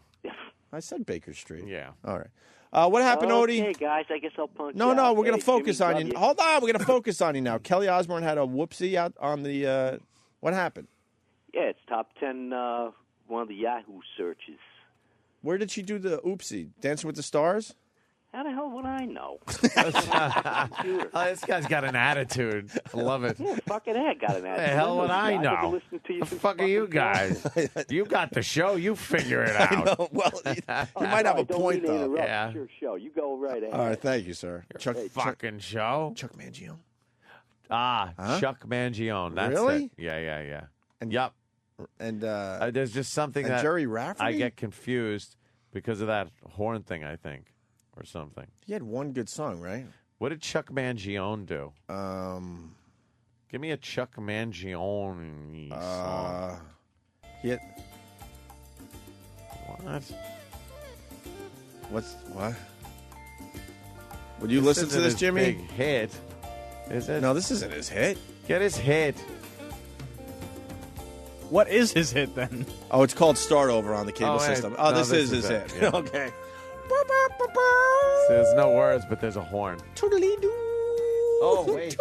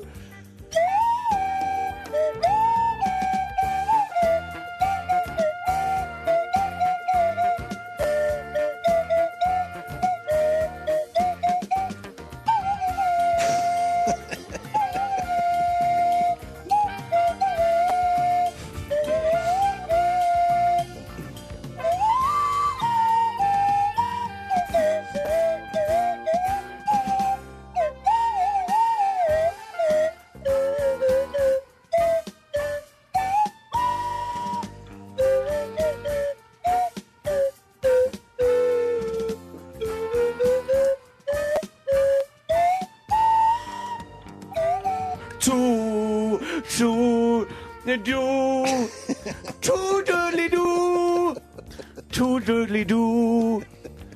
Toodly doodly doodly doo. Toodly doo. Toodly doo. Toodly doo. Toodly doo. Toodly doo. Toodly doodly doodly doo. I gotta say, Ant's playing the slide whistle. I stopped talking because I was completely amazed that you were actually playing the slide whistle. Now, if I was doing the slide whistle thing, yes, I would just make the changes with my mouth. But you were moving the thing to get the different fucking. I'm trying to. You were actually playing the fucking I'm trying to thing. hit it. Hell yeah! Trying to hit it. Let's go to DJ. DJ, you're on the Opie and Anthony show. How are you? Good evening, Bubba Boys. Evening. It wasn't Al Stewart, right? You're the cat. Yeah. I meet you. And you're going to end up buying Star Wars again on Blu-ray, too, by the way. Just want to throw that out there. Oh, yeah, a little Blu-ray action. Right. Do you need the Blu-ray? Yeah, I need the Blu-ray. Yeah. Yeah. What do you got, DJ? They're doing this with the CDs too. They make you buy 7 different versions of the CD with different songs. But anyway, that's not why I called. Jimmy, I don't know if you caught it or not. Ozzy last night crying on Dancing with the Stars. What's up with that? What? I didn't see it. What do you mean? Kelly performed. I guess she did a pretty good job, and Sharon and Ozzy were there, and Ozzy stood up, maybe a little tear in his eye, a little welling up a little bit, clapping. Do we have that? I didn't see it. All right. First of all, DJ, why are you watching Dancing with the Stars for real? Hey, look, come on, you know how it goes. The wife's watching. You're in the room. You got no choice. I'll be honest. I tried. I the know. show sucks. It really and it's like the biggest show in America. Yeah. Even with Chuck Liddell on this season, I can't watch. How was Chuck? I didn't watch, Jimmy. Mister, how was Chuck? Why would I know that, Jimmy? Because you watched the show. Yeah. Didn't you watch? The listeners are fighting back, by the way. They are fighting back. Why would I know that, Jimmy? Like, they've all got bad attitudes that's your now. fucking job. Hey, your fucking show. Right. It's not the Opie, Anthony, and whoever the fuck my name is show, the fucking DJ show. I'm just trying to look like I don't watch the show. Come on, guys. How are you watching Dance with the Stars and you don't know what Chuck Liddell did? I at least admitted I'm not watching the show, so I'm out of touch with this. You one. watched it, faggot. I did. Thanks, guys. No, I did watch it, and it was okay. I mean, I don't think it was the worst one on there. It'll probably last a couple weeks. I was too busy watching The Biggest Loser. That's my faggy show that I'm watching. Is that the one you're watching? And I'm fucking all in. I don't know why I'm all in. It's so dumb. I like toddlers and tiaras. Toddlers and That's a fun one. Any fucking Actually, one of those fashion, baby kid fashion shows rule. are hysterical. Yeah. Of big fat mothers, the overbearing fat mothers, the enabling emasculated fathers, and the dumb, spoiled brat kids or white trash kids. It's wonderful. Don't forget the gay dude that they hired to make God. sure the little baby knows what she's doing on that stage. When he sings that song at the end of the pageant, I can't believe. Look at the little whores they dress. They dress their kids up like tiny little sluts and parade them around this stage in front of pedophiles. It is. How this is a TV show amazes me. How this goes on in real life amazes me. It's fucking disgusting. It is. Well, you call it disgusting. I call it horrible, deplorable. It really is disgusting. It's fucking. No, it really is. It really should be banned. It's a bunch of fucking needing attention, underachieving parents, fucking parading their daughters around in little bikinis. They should be fucking executed. These adults. This is the alternative because to girls, the mothers putting Drano in the kids' soup. Yeah, that's it. They got this Munchausen syndrome by proxy thing going on, and another way to release it is to dress your daughter up like a complete whore. They have them shaking their asses. They dress them in provocative, like look at it. This kid should be doing this when she's 6. And she's got her leg up in the air. Other ones dressed even less than that. They have a bikini segment where they come out in little bathing suits. And then this guy that could be the most homo of homosexuals comes out and sings a horrible song to these girls. Gets right in their face. Yeah, some of these pictures are just the worst, dude. Someone's trying to defend Dance with the Stars. Dan, Dan, what do you got on this Dancing with the Stars? Dan? Hey, guys, the main reason to watch Dancing with the Stars for a straight guy, the female professional dancers, especially Cheryl Burke, in those little bitty costumes. Well, God. Yeah, but you got to watch them dance. Go on the internet. You'll find way hotter girls wearing a hell of a lot less. Yeah, Danny's got a whole bunch of them up right now. Yeah, look at that. Hey, but still, man, I just, All right. You watch for the hot stop female with dancers. your Cheryl Burke. Who's Cheryl Burke? I don't know. Is she one of the Dance with the Stars? Why are you getting mad? We're so angry. On It's this. just it's unreasonable. There's unreasonable What the fuck is going anger on? that goes on in this program. Who is that? I don't know. Do we have the Aussie on Dance with the Stars? Ugly. It's not bad. Let's say hi to Ben in Chicago. Ben. Morning, boys. Hey, Ben. Hello, sir. Hey, I got a suggestion with that stupid fucking slide whistle that Anthony does. You guys should name that tune with that thing. Like, cut out the music that he plays over with and then try to guess what song he's actually trying to play. That's not a bad idea. Then whoever gets That it would- right gets punched in the fucking face. That would mean a little extra work for us, though. Wow. But not a bad idea. That's kind of a rough one. Yeah. That means we'd have to stay after the show, I'm thinking. Sounds Maybe like we a could bunch of record bunk. it. Wow. Maybe we could record it in the elevator. That's sick. All right.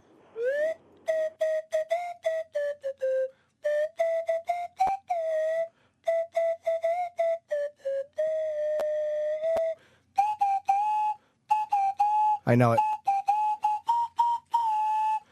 March of the Third Reich. Oh. I know the song. Fuck, you're killing me. Leave it out there. Let someone try to figure it out. Do we have a prize? Do we have a prize closet yet?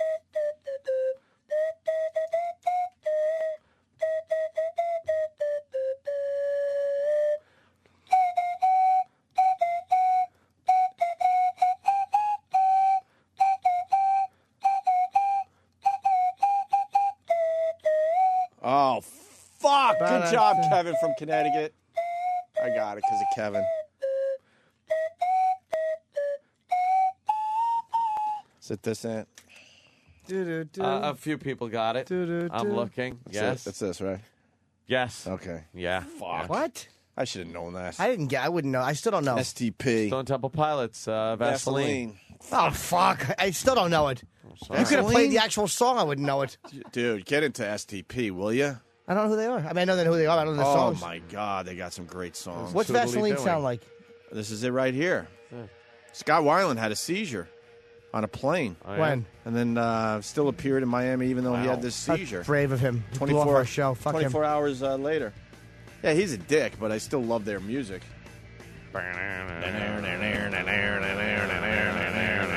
Let's go to break with this. Fuck it. Opie and I've heard Anthony. this.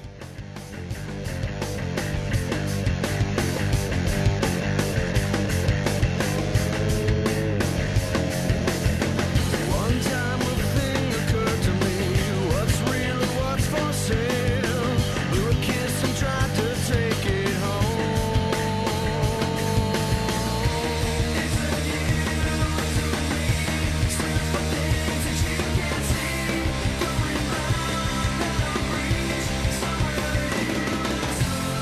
Two times and it has rendered me punch drunk and without bail. Think I'd be safer all alone. Flies in the Vaseline we are. Sometimes it blows my mind. Keep getting stuck here all the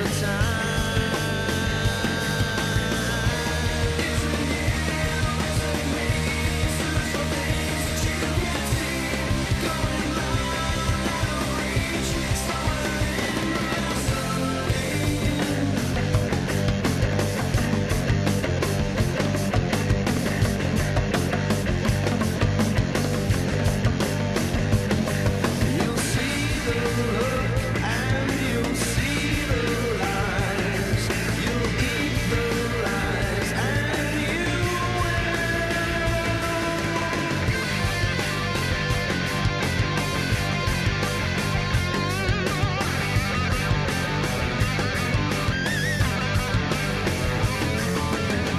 Flies in the Vaseline we are. Sometimes it blows my mind. Keep getting stuck here all the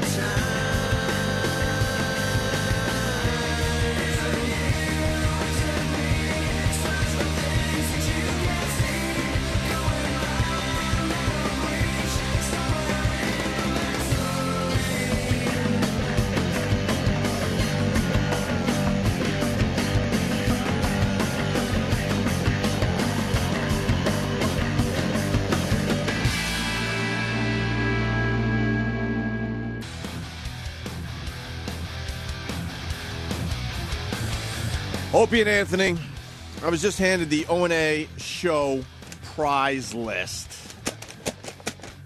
Anthony, we've been at this a long time, and we got a prize closet finally. Yeah, I was looking at the This list. is just amazing. Wow. You want to hear what we got for our listeners, Jimmy? Yes. I mean, I got to thank SiriusXM Satellite Radio for taking care of us, the Opie and Anthony show. Here is the prize list that we asked we asked for this, prize closet, I don't know, at least a month and a half ago, maybe 2 months ago. This is what we got. Z-Rock Season 1 on DVD. 2 copies. So you and the wife don't fight over which episode to watch. 2 copies, Jimmy.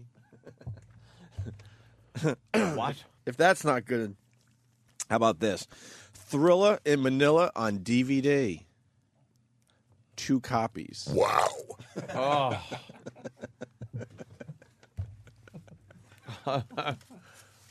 Is it signed by Fraser? I don't know. Jimmy, very good news for all you gamers out there. Any Xbox fans? Raise your hand out there in Radio Land. You got a chance in the coming days to win Red Faction Gorilla. What? 1 copy. 1 copy? You mean the fucking a great game of 1999? When did this come out? Oh, really? It's not even like a newer version? Well, I mean, it has it to be, didn't at come least. out like last No. month or anything, but you could probably pick it up for like $30 brand new at the store. Yeah, but we're going to give it to free to 1 lucky listener. Nice. I want to thank SiriusXM. They really take us seriously here.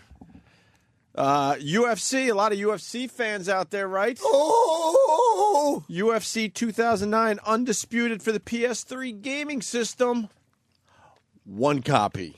1 copy. 1 fucking copy. We asked for a prize closet months ago, and they don't understand why we bitch all the time. Yeah, all right. Michael Jackson died recently. Mm-hmm. You're kidding. Oh, yeah. He's dead. Unmasked, The Final Years of Michael Jackson. Hardcover book. Very good news. What? 3 copies. 3? Nice. So our prize closet that we asked, to get together at least a month, 2 months ago. 2, 4, 5, 6. We got 9 prizes. Holy shit. 9 prizes. Nice. Thank you, SiriusXM. Thank you. I don't thank you enough. Thank you. Ass. And Michael Moore's in the building? Yeah. We were giving a speech, though. We could only have him for 15 minutes. Are you kidding? No, and we. And you know what happens if we go 16 minutes? Oh, yeah. There's huffing and puffing. Oh, yeah. And we get him after the king has him, so. When the king's done with him, I'm sure he'll do at least an hour. We get 15 minutes on the clock. Yeah. Thank you, SiriusXM. Thank you. Great. I love being here. It's my favorite job in radio ever. Ever, ever, ever.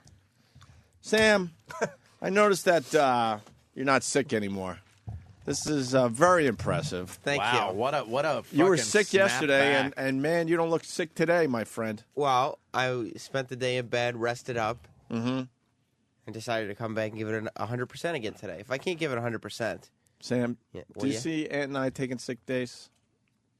this week or You're always giving us like a pep talk and Yeah, stuff, and that's true. And there you are, after pep talking us to death, you take a sick day, Well, a the fake last- sick day. It's it's- obvious. it wasn't It's fake. obvious to everybody. I mean, we all do it. But if you're going to be the rah-rah cheerleader, you can't be taking sick days ever. it's really only my second sick day in 4 years, so I wouldn't. It's not fake. Was the other one a fake sick day too? No, What'd neither you- of them were. What'd you have to do yesterday? Nothing. I was at home. Renew your all day. license or something? What'd you do? Yeah, what happened? What'd you do with your fake sick day? I was at home all day. Another wedding? No, because there then was- you have to take a couple days for. I took one day because my sister got married, and I took the day. Well, how dare you? Well, how dare you take a day off for your sister's wedding? She was married on a Thursday. And Well, so that's not your problem. So we got married yesterday. Nobody was married yesterday. I was sick in bed yesterday. With what? Like a bug, like a cold. I had very A bu- sore. very vague. I know. Well, I wasn't diagnosed. Well, let me tell you something. If you had a sore throat and stuff yesterday, and so you're yeah, so you're probably that's a still fake sick cough, and you're Sam. fucking with everybody. That's a now fake. we're gonna get sick. No, he's not sick, Ant. He's Oh, I doing know the he fake, I know he's sick voice and everything. No, Because your eyes aren't all glassy. Well, I took good care of myself. Yeah, what'd you do? I rested, Mm-hmm. drank a lot of orange juice for the vitamin C. And then all of a sudden you woke up this morning and went, wow, this is weird. I could go to work today. A lot of people saying it's the sickle cell. It's not sickle cell. You got the No? sickle cell? I do not have sickle cell. All right. You sure you don't have the sickle A cell? lot of people were saying it could be the sickle cell. I'm positive. I was feeling better. I left a little early on Monday, Mm-hmm. went home and rested up, then spent Tuesday resting, and throughout Tuesday I started feeling better towards the end of the day, and woke up this morning and said, I can do this today. And I came in here, and it's been 100% all day. Fucking Alex had a better excuse than Clockwork Orange for not going to school. A bit of a pain in the Gulliver, Mom. In the Gulliver. In the Gulliver. All right, so you're not sick anymore. So you're you're fine. You're not even like drag assing or anything. I don't drag ass. That's one thing about me. How about you Prime cough up time. some phlegm right now to prove that you were sick? Where do you want me to cough it up? Anywhere, man. Oh, right on that paper. I mean, And that we know seems- because if it's clear, that means you I know, feel like it's it got to would- be a yellowish, grayish, Greenish. greenish. You guys don't really want me to. Yeah, let's go right now.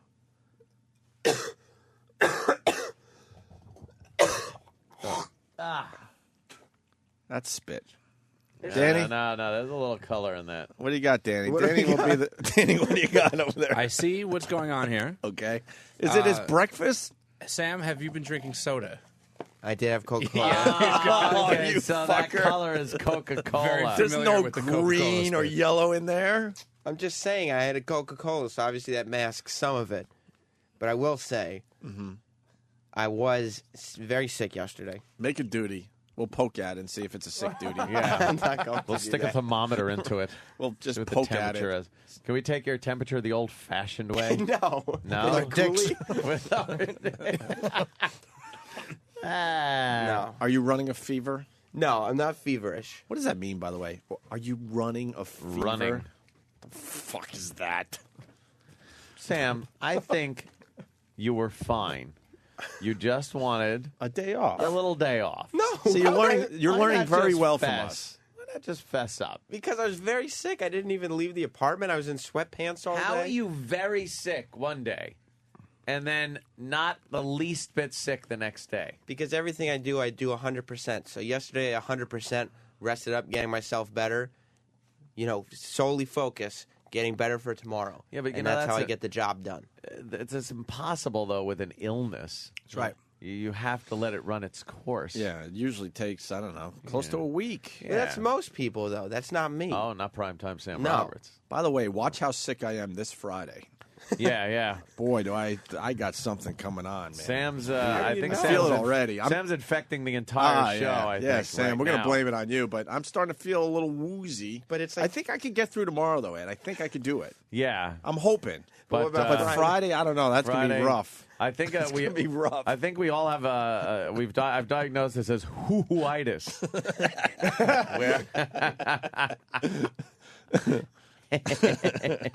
Yeah. well, I guess if you guys don't feel up to it. Well, I'm Yeah. not sure.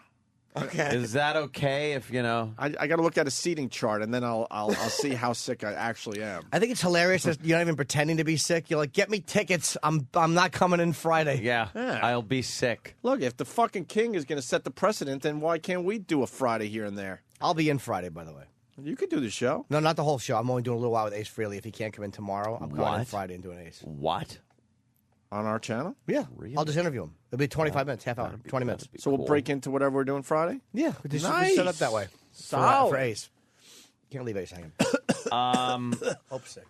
I got a nice Yeah, I'm little all right.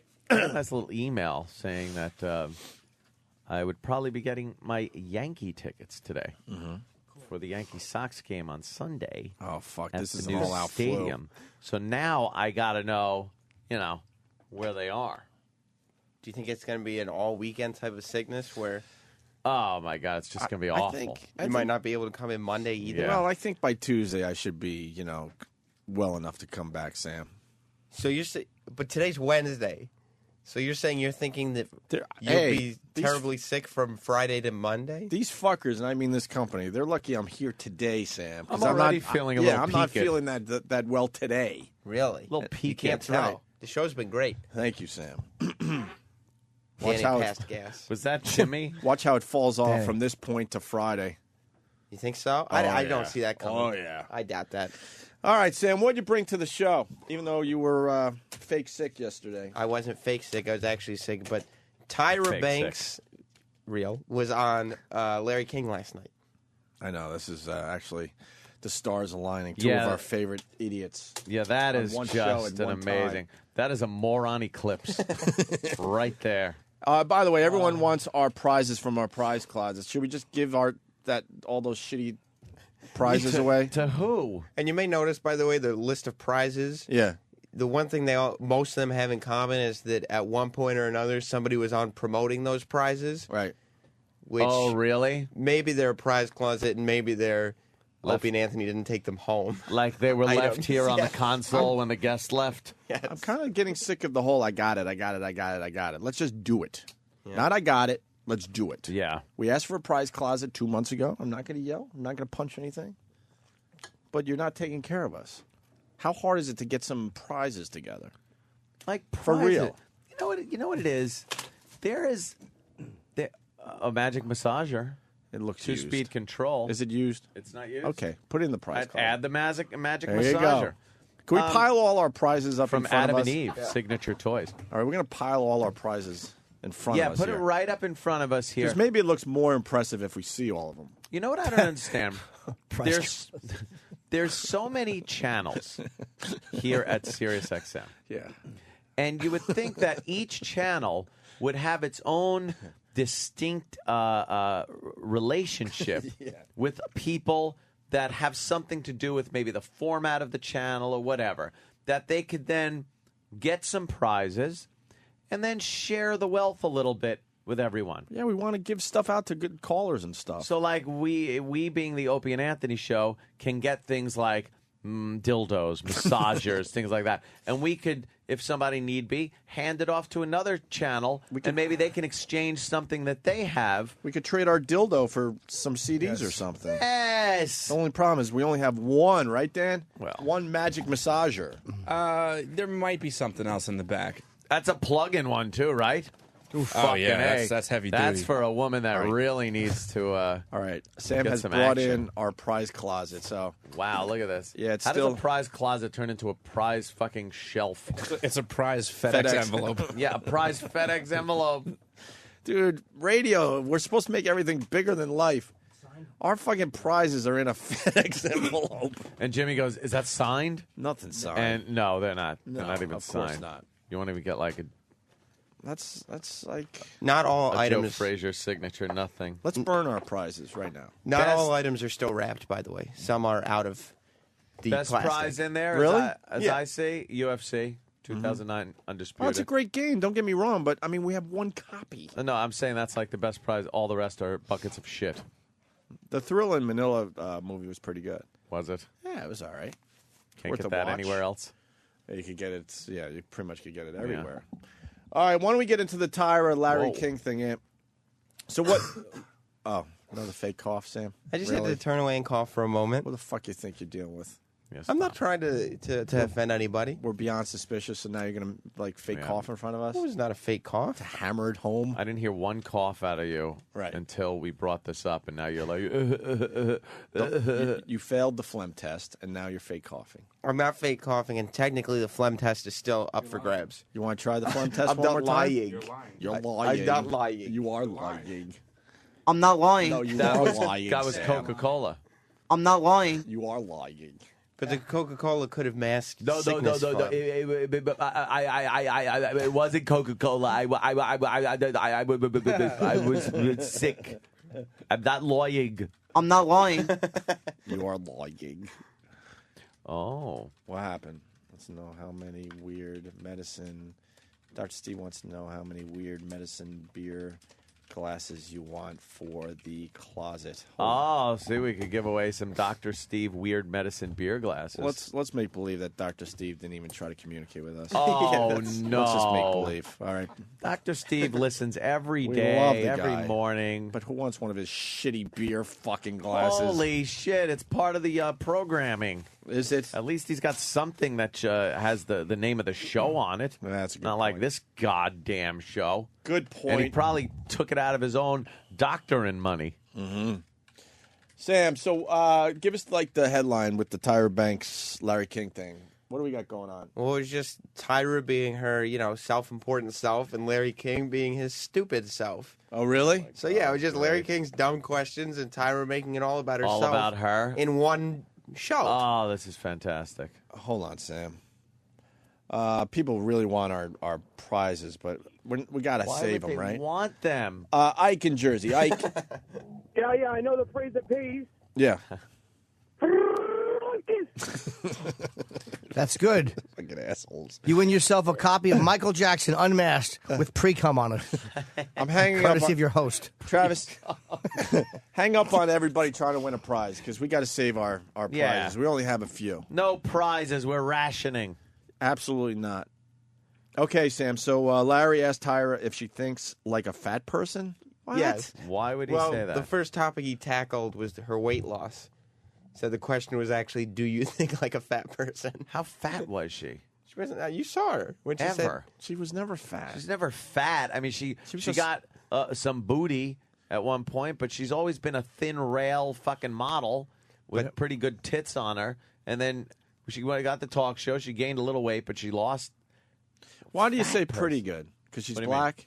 What? She had amazing breasts. Oh, no. Believe me. I Amazing. thought Tyra in her heyday was fucking Ridiculous. ridiculous hot. Like that heavy boob that you're talking about that Oh. goes chugga chugga. It just goes. Just barely fucking jiggles a little. You get the first one and and then could you. The No, it's third one great. you barely hear, right? Girl straddling, right? And then you reach your hands up and just push up. It's like you're exercising. Yeah. It's like a fucking universal machine. You just lift those heavy babies.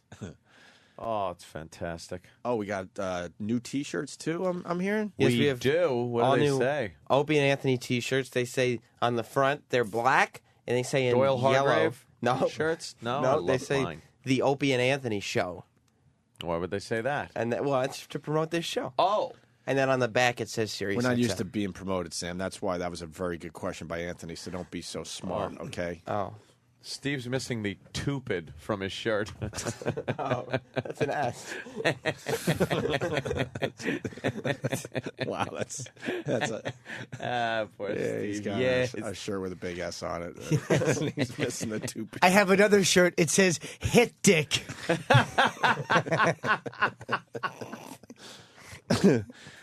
All right, let's listen to some Larry King and Tyra Banks. Hold on, I have to find my other shirt with "Ucker of Cock" on it.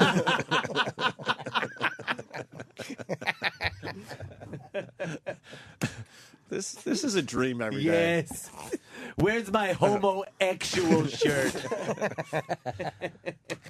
I go home and I go, wow, that was a nice 4-hour dream. Like, this is not even like know. based on any reality anymore. Everyone here is going crazy. All right, here we go. Where's my Eamon? I love it. I love it. I love how there's a comma in that one. Yes, of Or course. semicolon. Semicolon. Oh, I like that word too. Excuse me, but Sam felt like he wasn't getting enough attention, so he had to cough in the middle of your bit. Yeah, he coughed. You really couldn't hold back a cough in the middle of a fine Steve C bit. My throat's still dry, so sometimes when I Is it? laugh a lot, Yeah. I have to cough. All right. I hear you. I know what it's like to be You sound sick. like Furs Bueller. That just sounded a little Furs Bueller-ish. Cut the cough. Lick your palms. No, it's immature, but We're going to do the phlegm test one more time. I don't know if that's necessary. I didn't see nothing in that fucking phlegm. It's an unflattering tabloid photo of you. Remember, in the swimsuit? Yes. You've lost weight since then. Yes. Do you still feel an image pressure? Yes. Do you think like a fat person? You think like a great big fat person? Yeah. Do you think like a fat person? He just doesn't disappoint. Well, at times I do. Yeah. Wait a minute. Do you think like a fat person? Larry King. Steve His show C. is seen around the world. Do you think like a fat person? In the swimsuit? Yes. You've lost weight since then. Yes. Do you still feel an image pressure? Yes. Do you think like a fat person? I don't actually. You know, when I told the world to kiss my fat, I can say ass, right? Yeah, you can. Yeah. When I told the world to kiss Don't my say fat ass, cunt. I remained that size for 2 years. I maintained it with my ice cream and my salad with ranch dressing and croutons and bacon bits. Like I didn't look at myself even on television and think that I was too big or I don't know. It didn't connect. But since I have lost a lot of weight. But as you described, croutons, ranch dressing. Yeah. You sounded like you missed it. I love it. Were those in your grocery bag, and where did you put it? Croutons. What? Did you like to be titty fucked? Question. May I? Larry starts taking his suspenders off and climbing over the desk. Yeah, awkwardly pulling down his big fucking pants. Tyra, may I fuck you? Big old man pants. Larry asked Tyra about having her natural hair shown on TV. Big Tyra moment. did it because she's such a... Oh, my God, that language can't Such be used a- here. Oh, Cannot gosh, be it's used not on this show. such a- Can't be used on this show. Don't say it. That's not where. Oh, it that was- wasn't? No. Oh, shit. It's the first thing that's popped into my head. No, that's not where that was going. All right. Sick cough time? No. right. I don't need a call. How did that feel? Oh my God, it felt so liberating. It felt so liberating. I have worn fake hair since I was 17 years old. Extensions? and all? Extensions, weaves, wigs, I mean, just everything. So to be able to be myself, it just felt liberating and free. But I also did it because I feel like I have a responsibility. There's so many young girls that come up to me and say, Tyra, I want to look just like you. And I don't look like me. No, about herself again. Nah. It's a publicity stunt. Yeah. She doesn't give a shit if girls come up to her and say, I want to look like you. They want to look like you with the wig is what they want to look like. Exactly. Not spiritually. You fucking idiot. Your essence. She had a new season of Tyra and said, okay, this will get people talking. I'm taking off my fucking wig. She don't give a fuck. What does she look like without the wig? It's got a creepy. big forehead. With short hair. Her hair is not that good.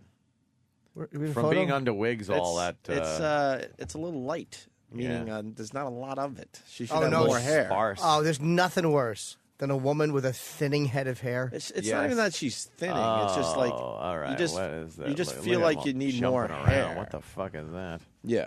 See the hair. What you're jumping. She's pretty, but she's oh my God! beautiful. How much I would never say product that is in fucking that fucking hair? forehead is massive. It goes up to the middle of her head. She looks like a fucking Klingon. Yeah. Thank you so much for watching. This is our season 5 premiere week of the Tyra Hairline Show. like James Evans. It's fucking horrendous. That hair is horrendous. Oh God damn. Her fucking hair looks like a mumps wrap. That's how far into her fucking head it You is. just tie the hair under her chin. She looks like an alien. Oh, she's terrible. That is bad. All right, Larry feels Tyra's black girl hair. Feels? Yes. Oh, okay. Feels. All right, Can Larry, I feel your Yeah, nappiness? let's just play it. You know, when I go home. Is this real? Yeah, this is me. You want to feel my scalp? Yeah. Yeah. It's a little kinky in the scalp. That's like real black girl hair. But How Phil, about the go other in there. patch? Can I feel that?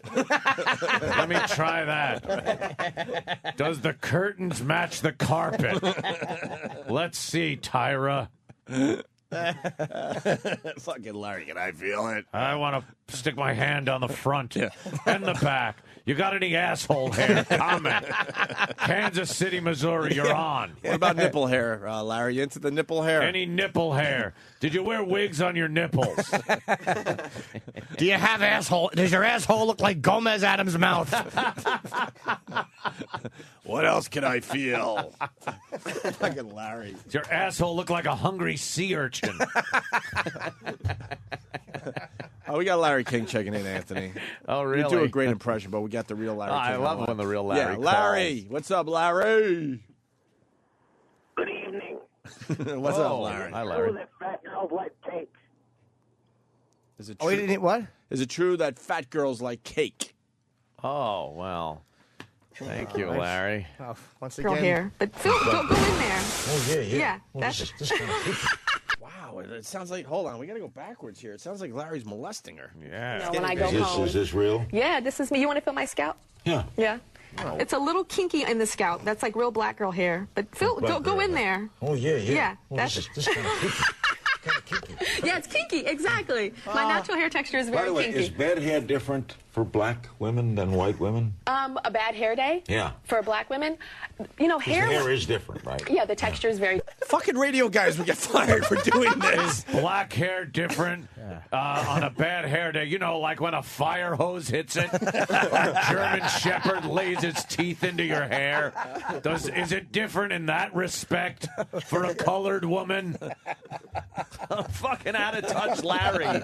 What the fuck is going on with him? Are you related to Thomas Jefferson? How important is the melanin when you're black? What an idiot Larry is. Does the black rub off on your pillow when you sleep? How long Larry. does it take black hair to actually get wet? Now that you don't wear the wig, can you still use the whites only bathroom? Sam, what you got to do immediately after this break? You got to take this clip and put some beeps in it. You want to feel my? I want to feel my. That's kinky. Yeah, it'll be a good one. That is a good one for beeps. Let's go back. Fucking Larry never disappoints. What a buffoon. Do you want to hear how horrendous Larry King? Yeah. Anthony, we got Larry King on the line. All Larry! right. Hey, this is Larry. How are you? What's up, Larry? Happy birthday, Jimmy. Thank you, fucking the Larry monster. Larry monster. Tyler, how important is the hairline? Oh, my God. They're horrible. Oh. Don't ruin our Larry King bit. Some kind of a joke would be nice. Tyra, how important is the Zamboni? Cutting your bald head. We almost tripped on that one. Fuck, man, a radio guy. I know a lot of people. Some people are sick of us going down this road a lot, but radio guys will get fired for fucking doing Black this to woman a black hair. girl. How is it different on a bad hair day? Is that what he asked? On a bad hair Yeah, let's go day? back a little bit. Yeah, let's hear Bedhead. Bedhead. Yeah, it's kinky. Exactly. My natural hair texture is By very the way, kinky. is bad hair different for black women than white women? A bad hair day? Yeah. For black women? 'Cause the hair... hair is different, right? Yeah, the texture is very different. As you saw, you felt my Sure real it is. hair texture. Does it This get is straight. more This messed part up is straight. This during a part is not rape? inside. I hate to give away the bit before we do it, but when we put the beeps in, Yeah. that hair is very different. Oh, yeah. Yeah. Yeah, the beep hair is very different, Larry. Oh, it's going to work perfectly. Fucking perfect. Women, 'Cause hair... the hair is different, right? Yeah, the texture is very different. As you saw, you felt my Sure, real it hair is. texture. This Yeah. is straight, and this part is straight, and this part is not inside. But, hair for black women, we spend $9 billion a year on hair products. Black Personally. women do. She does. And, so growing up as a young girl and seeing images in the media where they're saying that a certain type of hair is beautiful and yours isn't is very difficult for a black woman. Stop. Shut up. You know what? First of all, Stop shut listening the to fuck the up. media. And it isn't the media. You know what it is? It's fucking hairstyles change. For the longest time, black people wore the afro, the natural, as they called it. Some still do. Some short, some big and long, like our own Sam Roberts. That's right. Big afro. And then after a while, people just get tired of it. They put lie in it and just kind of straightened it out. And then after a while, it was like, no, this is out of style, like a mullet would be. The mullet was completely acceptable. As that now it's completely white trash. But there was a point where a lot of people had one. Oh, yeah. It's like black people hair. It doesn't always have to go back to some pride thing where, if fucking the Shirelles greased their hair down and made it straight, it was because of some racial thing. And why do you have to be accepted by the dumb white media? Who cares? Stop it. Who gives a shit? Tyra says people were racist toward her every day of her fucking modeling career. Stop it. She made millions upon millions upon millions of dollars as a model. And why didn't she speak up at the time? Know why? She liked that money. She The loved the money. money. And she was looked at like just a beautiful model. No one really looked at her and said, oh, she's a beautiful black model. She just was hot. Did Larry say this line? Yes, he did. Yes, he did. Fuck being serious. I dropped the N-bomb. fuck being serious. You have to beep this whole disc because there's too many good ones. Listen to Larry King. Fuck trying to be serious. Let's let the comedy fly today. Did you ever feel in your life looked down upon because of your color? Most definitely. So that's you- just the you have state to of where carry we that are with right you. now. Most definitely, but it makes me stronger. It makes me stronger, and it makes me open up my arms with love as opposed shut to feeling angry about it. You faced it in modeling, didn't Most definitely. Every single day of my modeling career, I was told I couldn't get a job or do certain things because of the color of my skin. Every single day. You got more jobs and fucking magazine covers than anybody. And they might- about? They might not have hired her for things they needed a white model for. Yeah, exactly. What the fuck is that? We need a white model. So What you're are not you gonna it. do? It's like how many white women have been on the cover of Ebony or Jet? You know Very what I few. mean? It's like maybe they needed a white model.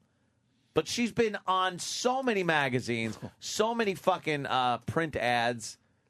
Just stop already with the fucking Tyra Banks was experiencing racism. If they needed a black woman with hair like Jason Alexander, you were the one they called. Fucking bald idiot. Very good. Anthony, Larry King checking in. Larry. Oh, Larry. Boys, good morning. Good morning, Larry. Hi, Larry. Long-time listener, 400 times caller. Okay. That's very good. Yeah. Question: $9 billion in hair product. Why so little on education? Go. Go. All right. They're back. Jeff in Detroit. Jeff, we're not doing the Velcro joke today. We did it last time. I'm sorry. No Velcro jokes today, please. Jeff. Yes, sir. Hey. Morning, boys. Hi. I just wanted to let Tyra know there's nothing wrong with wearing a wig.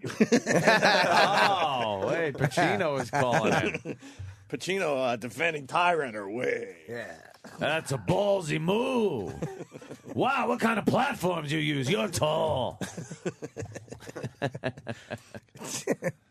Let's stop right there because we don't want Colin Quinn running to the station in his more fucking Pacino. pajamas. Oh, that's good, guys. Yeah, funny.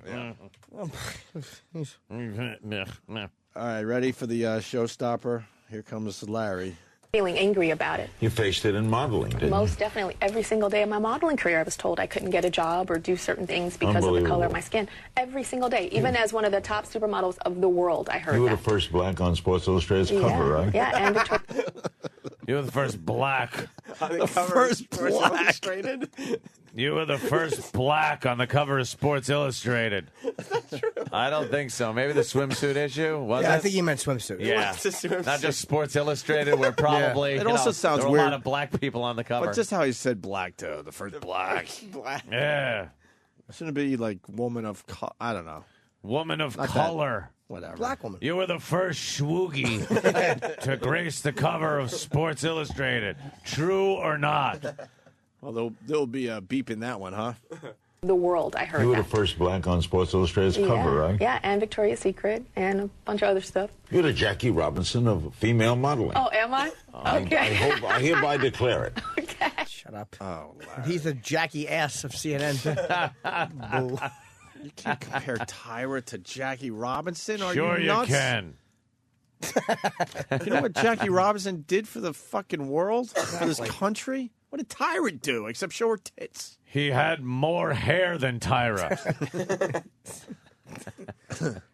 That's funny. Tyra, does it bother you? You have hair like the black leader of the Republican Party, whose name I can't remember. Richard Steele. Is it Richard Steele? Is hair like Richard Steele? Larry's checking in, Anthony. Oh, really? Yes, Larry. Yes, hello. Hi, Larry. Larry. Hey, how's it going? Good. Just wondering, hey, Tyra, can you actually buy weaves with food stamps? Oh, Larry. That's Larry. stereotypical. He didn't say this. Andrew. Go ahead, Andrew. Andrew? I don't know if you guys caught it, but after Tyra told him that Black Lady spent $9 billion in hair products, he said, personally? He didn't say that, did he? Personally, Well, that's what do he you? I just use every night, whether I need it or not, I shampoo with Welch's grape juice and condition with a little garlic. It's wonderful. I love that it always goes back to the garlic. I don't know why. Garlic. Just working into every Larry Of kid. course. I don't even know if he's promoted that in the last 10 years. Aren't you glad you don't have a Gorbachev birthmark on your head? Let me. Is it hard being a black woman with a hairline like Patrick Stewart? Go. Fucking guys. bald head is hilarious. You're not going to believe this, but Larry King's checking in. Oh, my God. He calls a lot. Larry! Gentlemen, how are you? Hi, Larry. Love the show. Love you guys. Tyra, do black breasts have a different texture? Now, your breasts are very prominent on the Sports Illustrated, which you were the first colored woman on. Are black breasts different? Go. We'll be taking your calls for black breast. Are they different? How accurate was Mississippi Burning? Go. And it's Michael Steele, not Richard Steele. Ah, right. Oops. Oops.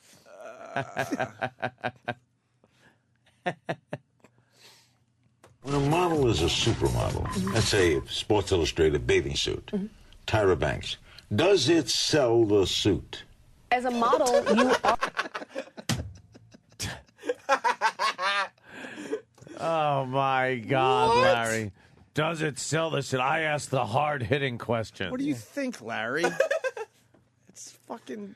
Does it bother you that Anakin Skywalker had more hair when the helmet came off? Yes. Who sold more bathing suits, you or Kathy Bates? Go. Fucking blithering idiot. He is an idiot. It sell the suit. As a model, you are selling the outfit. And I do think that supermodels, the reason why they're paid so much is because they move the product more.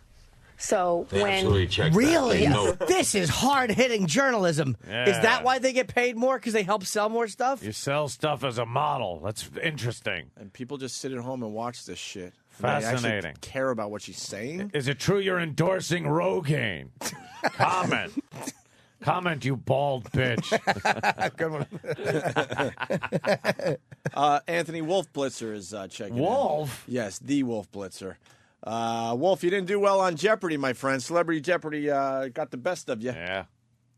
Well, you know, I am a moron. I can't do anything without that reader thing I look at. Yeah. Tyra, is it this bad to be so black and so bald? You got there, my friend. You got there. He made it. You made it. You made it. You made it.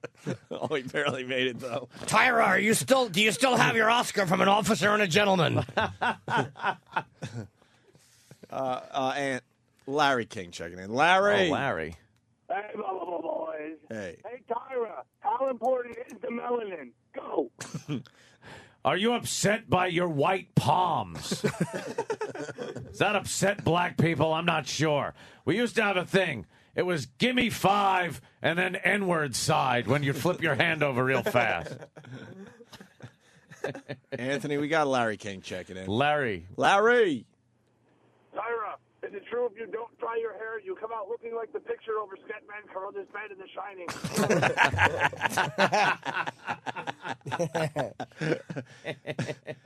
This should be Jimmy the Greek, but it looks like it's Larry King, Anthony. Larry Really? King checking in. Yes, Larry. Tyra, tell me about the extra muscle in your leg. That's Jimmy the Greek's line. See, we do it in character. In character, like Mr. Amos. move the product more. So They when absolutely check that. They yes, know that. I know that when I was a contracted Victoria's Secret model for 10 years, that the reason why they paid me what they paid me was because I moved the product. If it was on me, it would sell more than if it was on somebody else.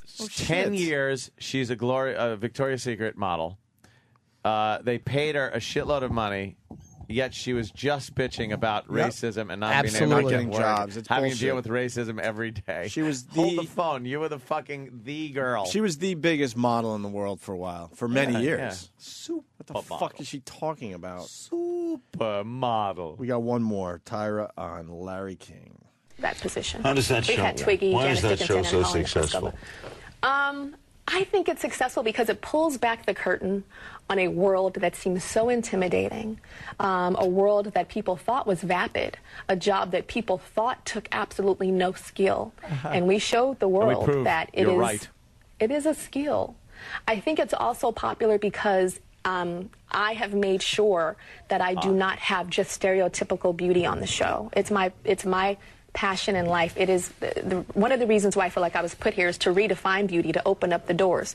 So I feel like I have struck gold and I have reached my goal when young girls are looking at Top Model going, she can model? If she can model, I can model.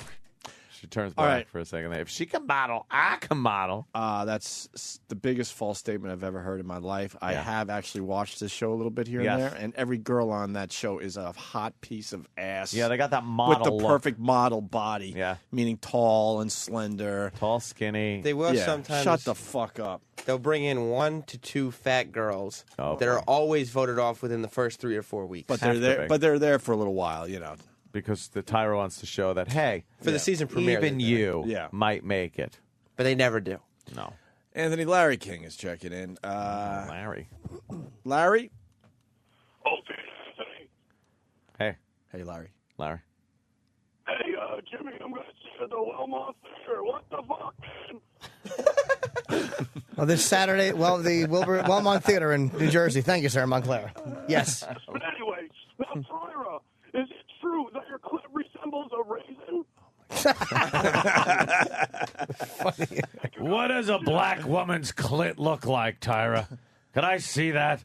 May I diddle you with my crypt keeper hands?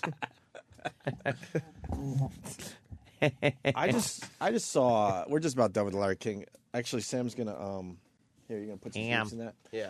Miley, they do a new feature on Fox 5 locally. They talk about fucking chickens? Well, they read celebrity Twitters, right? Oh, do they? Yeah. And look, I know we all have a bad tweet here and there. They just had Miley Cyrus talking about the paparazzi and how. Could you put that up there? What, is she all upset about it? Yeah, it's just another liar. These celebrities love that the paparazzi follow them. I'm sorry. They have to make believe they don't. I saw her 'Cause making out on the beach on a show. You know how many celebrities wish that the paparazzi were following them? She wrote something like, oh, you got to go down now. The one they just said on the fucking show. Miley here it is. Cyrus. Here it is. This is an actual tweet from Miley Cyrus, and this is just complete bullshit. Being a paparazzi is the most disgusting job imaginable. And then she goes, being followed around by creepy photographers is not in the job description. No, it You is. try being stuck in... What? You try being stuck inside because creepers are waiting for you. Well... Really? You watch those paparazzi go away, and next thing you know, she'll admit... that Billy Ray did something crazy. You know what I mean? Yeah. To get the attention back. They're full of shit. Laying in bed listening to Elton John. Positively genius. She's laying in bed. That's hot. That's fucking hot right fucking there. hot. Is she naked, I wonder? You think Miley Cyrus sleeps naked? I do. Yeah, she definitely does. She's a little like slutty. There's the picture. Oh, look at them gams. What the fuck? And what, she's 15 there? You'd fuck that. Just stop it. The line's got to be brought down to 15, right? Right? No one saying anything? You look at a picture like that, and you're like, what? What do you think that looks like with nothing on? Yeah, it looks fine. There's nothing undercooked about it. It's not like you bite into it and the dough isn't cooked all the way through. It's still a little mushy. You know what? But who doesn't like a little cookie dough, though? Come on. Yeah, come on. You don't want the old cookie that crumbles off the pan, do you? Half of it gets stuck. It crumbles when you bite it. Do you want a blacker the berry, the sweeter the juice line today? No, I Okay, certainly don't. all right. Or the older the chicken, the better the soup. What was that one? Oh, That's for cougars. that is one of the most disgusting lines ever. Did you say chicken, Ant? I think I said said it, the right? older the chicken, the better the soup. Keep fucking that chicken. Yeah, Oh, Ernie. wow. You just keep telling him to keep fucking How that the chicken. fuck does he still have a job? I don't know. They should have thrown him out on his ass. We're not for firings, but come on. That's right. No. Double standards. I'm not for that either. Let me tell you. That's right. And a boy, Ant. By gum. Not a boy. I'll say you're not. But gum. Well, guys, we're getting close to our Michael Moore interview, so Are we? Very exciting. Yeah, we're going to be on the clock. We got 15 minutes with Michael Moore. And when is he coming in? after Howard does about an hour and a half with him. So righty. that's fair. That's fair for everybody. I should make a wee-wee. You're actually gonna. Yeah. That's very unusual. Yeah, I think because I ran out of the house this morning. When do you shit, by the way? When I get home. I shit every morning from 5 You don't got to tell me. 35 to 5:50 every morning, like clockwork. Got to put a revolving door in the studio. The fuck. All right, No, it's all after work. Shit, my dad says is a pretty good Twitter. It really is. We should promote that today. One word. Shit, my dad says. I'm not following it, but I do check out the. I don't really think he needs the promotion. The day I found this, it was probably about a month ago. Yeah. I think he maybe had like 9,000 followers, and now he's up to 372. Yeah, That one's good. I like the second one. What? No, you cannot borrow my T-shirt. How about instead of standing there looking shocked, you do your fucking laundry? That is something. Yeah, this guy is just a wealth of knowledge. Like, it really is good. It's twitter.com/shit my dad says. Who's doing this? Is it a comedian? Some kid? No. The guy It's just a says- kid? He says, his name is Justin. Motherfucker. The bio says, I'm 29. I live with my 73-year-old dad. He is awesome. I just write down shit that he says. Wow. And who's he following? He follows one person. Who's the lucky person? I'll have to log in. Hang on. No, you just click on the guy, no? Nah, I The got to be little logged square? in. Oh, I don't know. Danny logs pretty Danny, quickly. what are you on Twitter? He follows LeVar Burton. What? That's kind of funny. I'm Big Duties. All right. Yeah, Big I Duties. knew I was just... Twitter.com/Big Duties. You want to follow And Danny. that's an IES, people. Oh. All right. Why don't we take a duties. break? Yeah, I'll make wee-wee. When we get back, Sam's running down the hall, and he's putting a few beeps in that Larry King stuff because I think there's some gems there. Also, we got the Michael Moore thing, and I don't know what else. We'll figure it out during the break. Stay Right. there. You get it? People know us. Oh, I remember this song.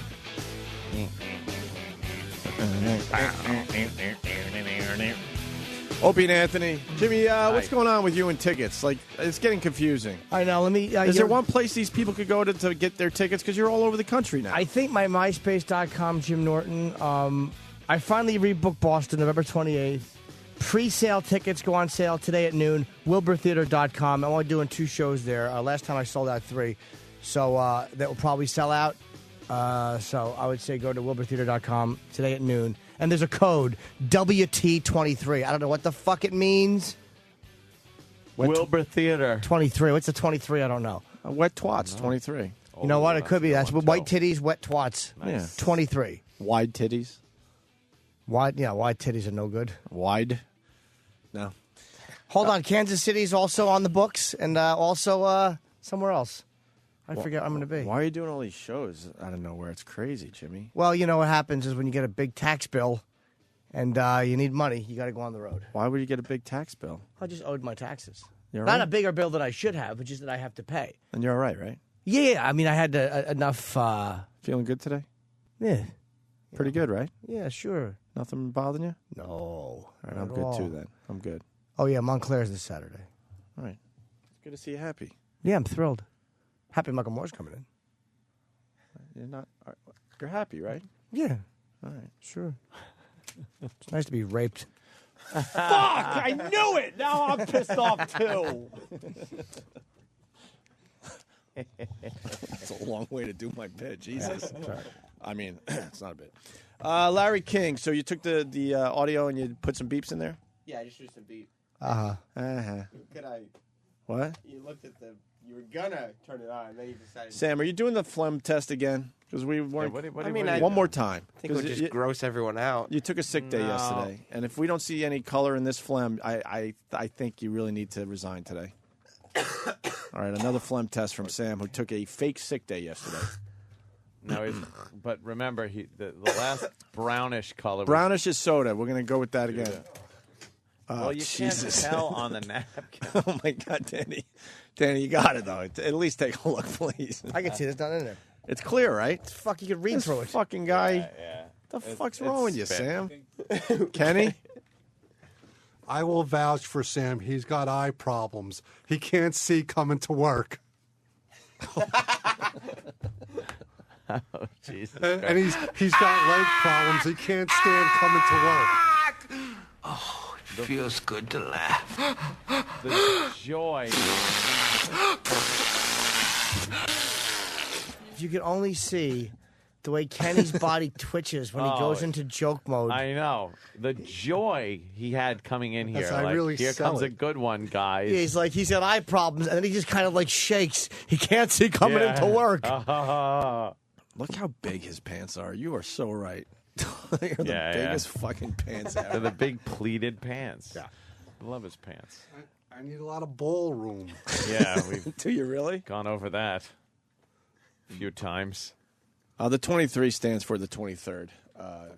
Oh, that makes Because sense. aren't you performing on the 23rd? No, November 28th. Oh, all right. Fuck, I thought I had you. All right. Okay, here we go. Larry King with some beeps from the audio you just heard as he interviewed Tyra Banks. It's very different if you put a few beeps in it. You know, when I go home. Is this real? Yeah, this is me. You want to feel my? Yeah. Yeah. It's a little kinky. That's like real black girl hair. But feel, Black go girl in hair. there. Oh, yeah. Yeah, Oh, that's this kind of kinky.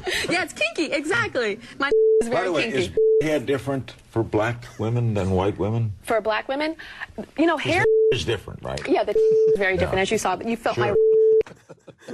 That's a good one. Damn, that worked. That worked perfectly. We have to play that again. Larry had his fingers up her pussy. In I her think. vagina. Yeah. You know what? I'm going to hand this over to the Opie and Anthony production department. Could we make something out of this, please? I don't see why not. Thank you, Sam. Ah, very Thank good. you. Look at that. Thank you. Just Put that in the inbox. Do we have an inbox? No, but I will assemble one. Oh, Jimmy, today's the 23rd. That's why the code. If the tickets go on sale today, the 23rd. Yes, you're right. So now we got WT23 thank you, Yogurt from Pal Talk. today at noon. It's only 24-hour pre-sale. Oh. I say we all go up to Boston. It's been a while. I I would do a actually Boston trip. Dying to get back up there. Yeah, dying I to. would do that. All right, what else is going on? 8 We got Michael Moore coming in. days left. Oh, that's- 8 days left. That's all I Ooh. want to say. Good. I got 8 days How about you got before no my days last left? payment. Write the check. No. 8 days. You know what 8 days of interest is? Not much. It's very interesting. Could the last check be late? I don't know. I wouldn't ever do that. Why would I Oh, purposely Yeah, get it over with. send a check late? Hey, look, if a doctor's coming in to fucking remove a tumor from your balls, you Yeah. don't leave it for an extra week. Just get rid of it. Yeah, but you're not getting interest on the ball tumor. Yes, you are. More ball tumor, more cancer. Of course you are. See, I'd rather wait and do it, but by the book. You know, I mean, when you have to. Like Lieutenant Savick said, by the book. Hours would seem like days. Ship will be fixed in 2 days. Get it? Stupid Khan couldn't figure it out. All right, well, let's. I don't know. 8 What a days genius. to You go. can't figure out that shitty code. I hate that. 8 days and counting, and then Ant gets PU. a very nice raise. That was Oh, Daniel. Captain Drunkard. Speaking of fucking Star Trek. It's time to feel old.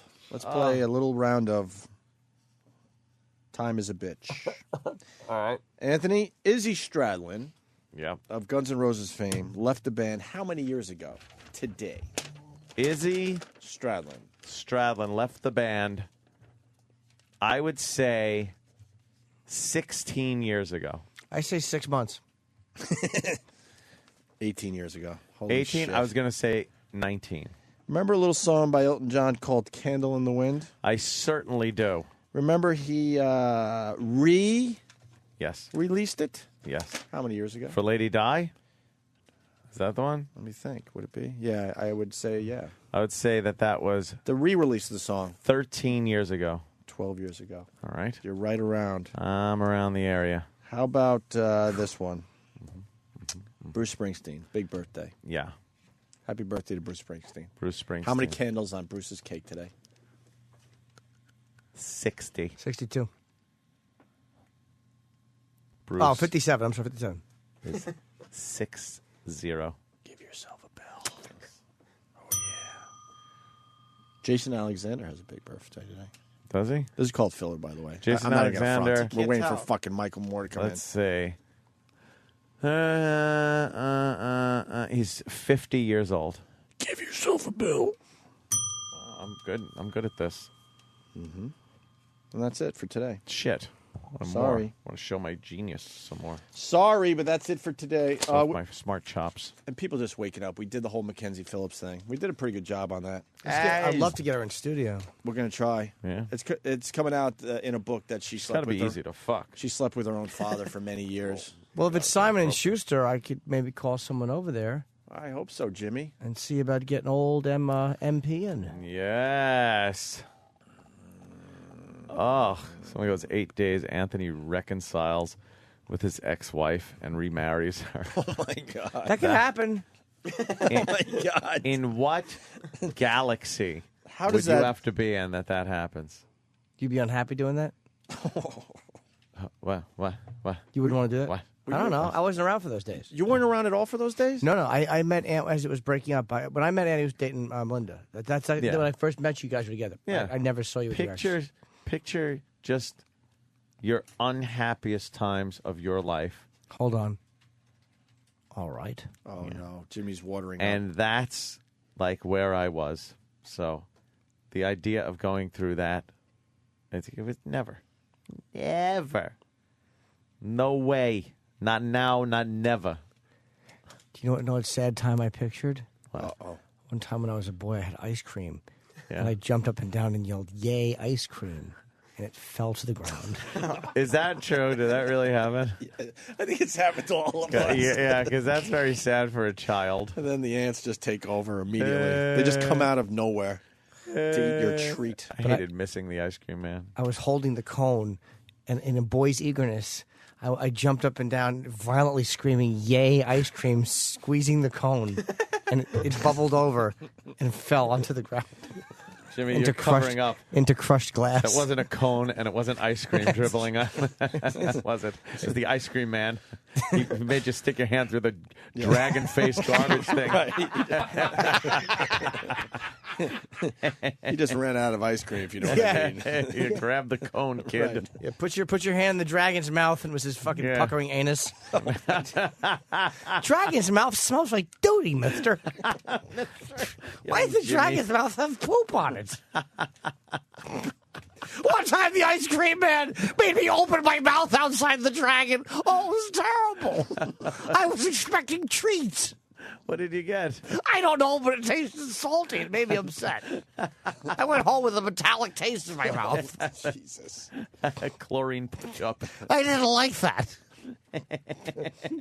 Chlorine push-up. Poor Ted. I know. Ted was raped everywhere. Oh, he's just molested by everybody. Poor kid. Plump buttocks. No wonder he's so fucked up. We got an ETA on Michael Moore. What is he promoting, Sam? I don't know much about this. EAT. Capitalism. A love story. Capitalism, a love story. Now, Opie, you saw this film. Give me a little briefing, so I can kind of go Capitalism into is this. bad. Capitalism's bad. Michael Moore yells at buildings through a megaphone. Yells at buildings through a megaphone. And he puts crime scene tape around all of Wall Street. Because Crimes- there's crimes being committed in there. Because there's crime. Right. All right. Now, is there any part of capitalism he finds good and praises in this movie? Yeah, the people that use their hard-earned money to go see this movie. Oh, is that it? Yeah, that he's going to profit righty. off. Okie doke. He just thinks that we don't have a lot of capitalism left in this country yet. What do you mean? He's What for is the he talking about? He's helping out the common man, the average worker. But it's the workers how? against the employer. How? Well, they get the big bonuses, and you're getting shit. I don't get it. Well, I you don't have to ask disagree him with for them there. yourself, man. The fuck? Yeah. What else? Ask me more questions. This is fun. About the movie. Okay, what is the main problems he has with these corporate entities?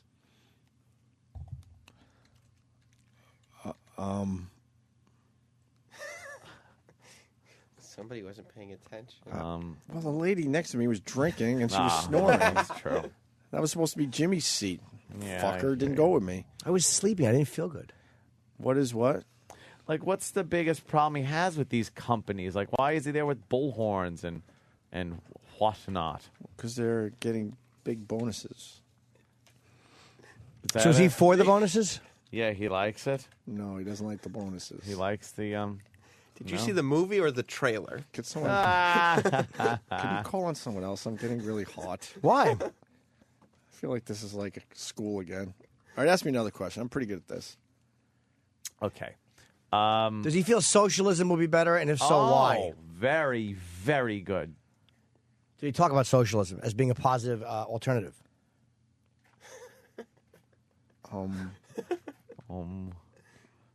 Maybe. Well, he did point out that Japan and Germany takes care of their people. Yeah, well, look how they took And they care of all their have- people in the 40s. They all have health care and good jobs and The only stuff. reason they can do that is because of us bailing them out after the war. I think we didn't just leave them as a conquered nation; we built them up. Yeah, we wrote their probably their Bill of Rights. We wrote their actual Bill of Rights, and it worked out really well for their countries. And Michael Moore makes the point like, wow, we write Bill of Rights for other countries that worked out well, but we don't really take care of the citizens of this country. Well, maybe it's because those countries don't have assholes that are undermining the system as much as we do. All right. Also, they were conquered nations. Yes. They were both in a position to be fucking. They both just started world wars. They didn't have a pot to piss in or a window to throw it at her. That's right. I'll tell you that. He also hints at the downfall of this country because there was like a montage in the beginning from an old movie. Yeah. And then he like dubbed in words when Jesus was talking. I remember that part. What? Yeah, Jesus, like, you know, when the lepers and stuff come and Jesus like heals them. Yeah. Well, the Jesus in the movie, which was an old movie, but he redubbed, he said, well, my son, you're going to have to pay out of pocket. What do you mean? It was like a healthcare joke. What does that mean? Well, because that's what happens now. And if that was happening in Jesus' time, he wouldn't care about, like, healing the sick. He would be like, you would have to pay out of pocket. Oh. So he was making healthcare jokes through the words of Jesus. Through Jesus. Jesus. I call him Jesus. Jesus. And then, I don't know, there's a lot of houses being boarded up. I remember that part of the movie. Yeah? Yeah, foreclosures and whatnot. Well, that's happening all over. And they actually... economy. They actually have a video of a family in their house as the sheriffs arrive to kick them out of their house, and they're just sitting there all depressed in the living room. Yeah. Behind locked doors. And they didn't make it easy for the sheriffs. And then the sheriffs bust in, and there's video cameras in their face. That's kind of how the movie started. Am I off the hook? Give me another question about it. Who was the second unit director? What's his take on the whole healthcare thing? Did he get into that? I know that was his last movie, Sicko, but was it more? He wants he I just he wants affordable health care for every American. Yeah. Mm-hmm. All right. That's good. Okay. I think I'll just read the bio.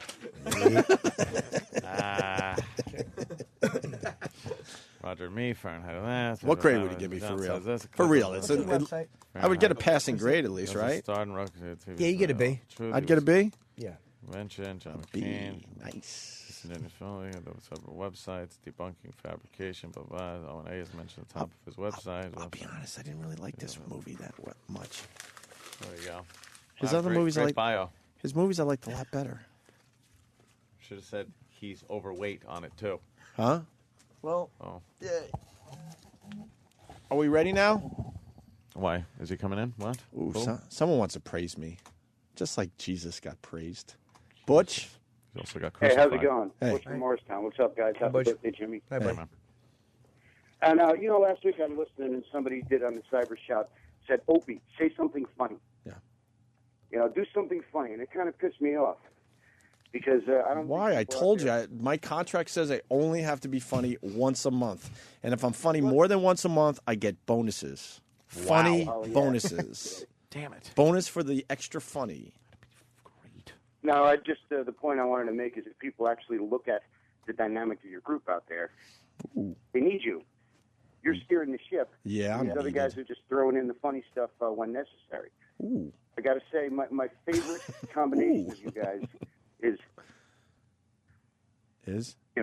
My favorite combination is O&A and Jimmy and Patrice. When the four of you guys are out there, man, that's a good I had combo. to pull over 10 times because I've been laughing. All right, thank you, I Butch. do that all the time. Where's Michael Moore? We really need Mr. Moore in studio now. He's not at the other place. I thought they said he left. Well, I mean, he's done. So we sit here and do what, Sam? You have any ideas? Come on. Did you hear about Rampage Jackson? You know what? I did not actually. Rampage Jackson and fucking I tweeted it because someone gave it to me and I gave credit where credit was due, and then everyone's yelling at me like that's bullshit. But I guess Rampage Jackson is quitting the MMA to concentrate on acting. I think he got cast to be in the new A-Team movie, right? Really? He got cast in the A-Team movie, and that's a dick move because Dana White. We should get Dana White on the phone, and we like Rampage a lot. He's done great radio for us, but he's put us in a tough spot here. Rampage, had that incident, and Dana White was right there for him and gave him another, a second chance and allowed him to come back like this. And now Rampage is walking away. Well, he posted a blog because he took the A-Team movie, and he was supposed to fight Rashad Evans after this season of The Ultimate Fighter. Right. Have they filmed it yet or no? The fight or the Ultimate Fighter season? Has it started? It started, yes. But this movie is going to be filming while that fight was supposed to happen. So he was like, you're going to have to delay the fight. And Dana White said a whole bunch of negative stuff about him doing the movie online. And so I guess first they made up, but then Rampage posted this blog last night that he got his feelings hurt, that, Dana shouldn't have treated him this way, and that he feels like he has been more loyal to the UFC than the UFC has been to him, so he's done fighting. I wonder, on some level, because him and Rashad don't like each other. Yeah. I wonder if he's worried about fighting Rashad Evans. Well, he said one of the things he said in the blog was that he was supposed to fight Machida after this season of The Ultimate Fighter, even though the coaches always fight. He said in this blog that when he agreed to do this season of The Ultimate Fighter, Dana said, you don't have to fight Rashad because it's a different deal this time. And then he says that after he signed up to do the season and Rashad did, Dana went back and said, no, you do have to fight him. Well, you seem well informed about this, but, I mean, we're friends with Dana. Could we get him on the phone today after the Michael Moore interview? That would be a Carlisi thing to do. Yeah, it's a good idea. Let's try to get him. Who's he?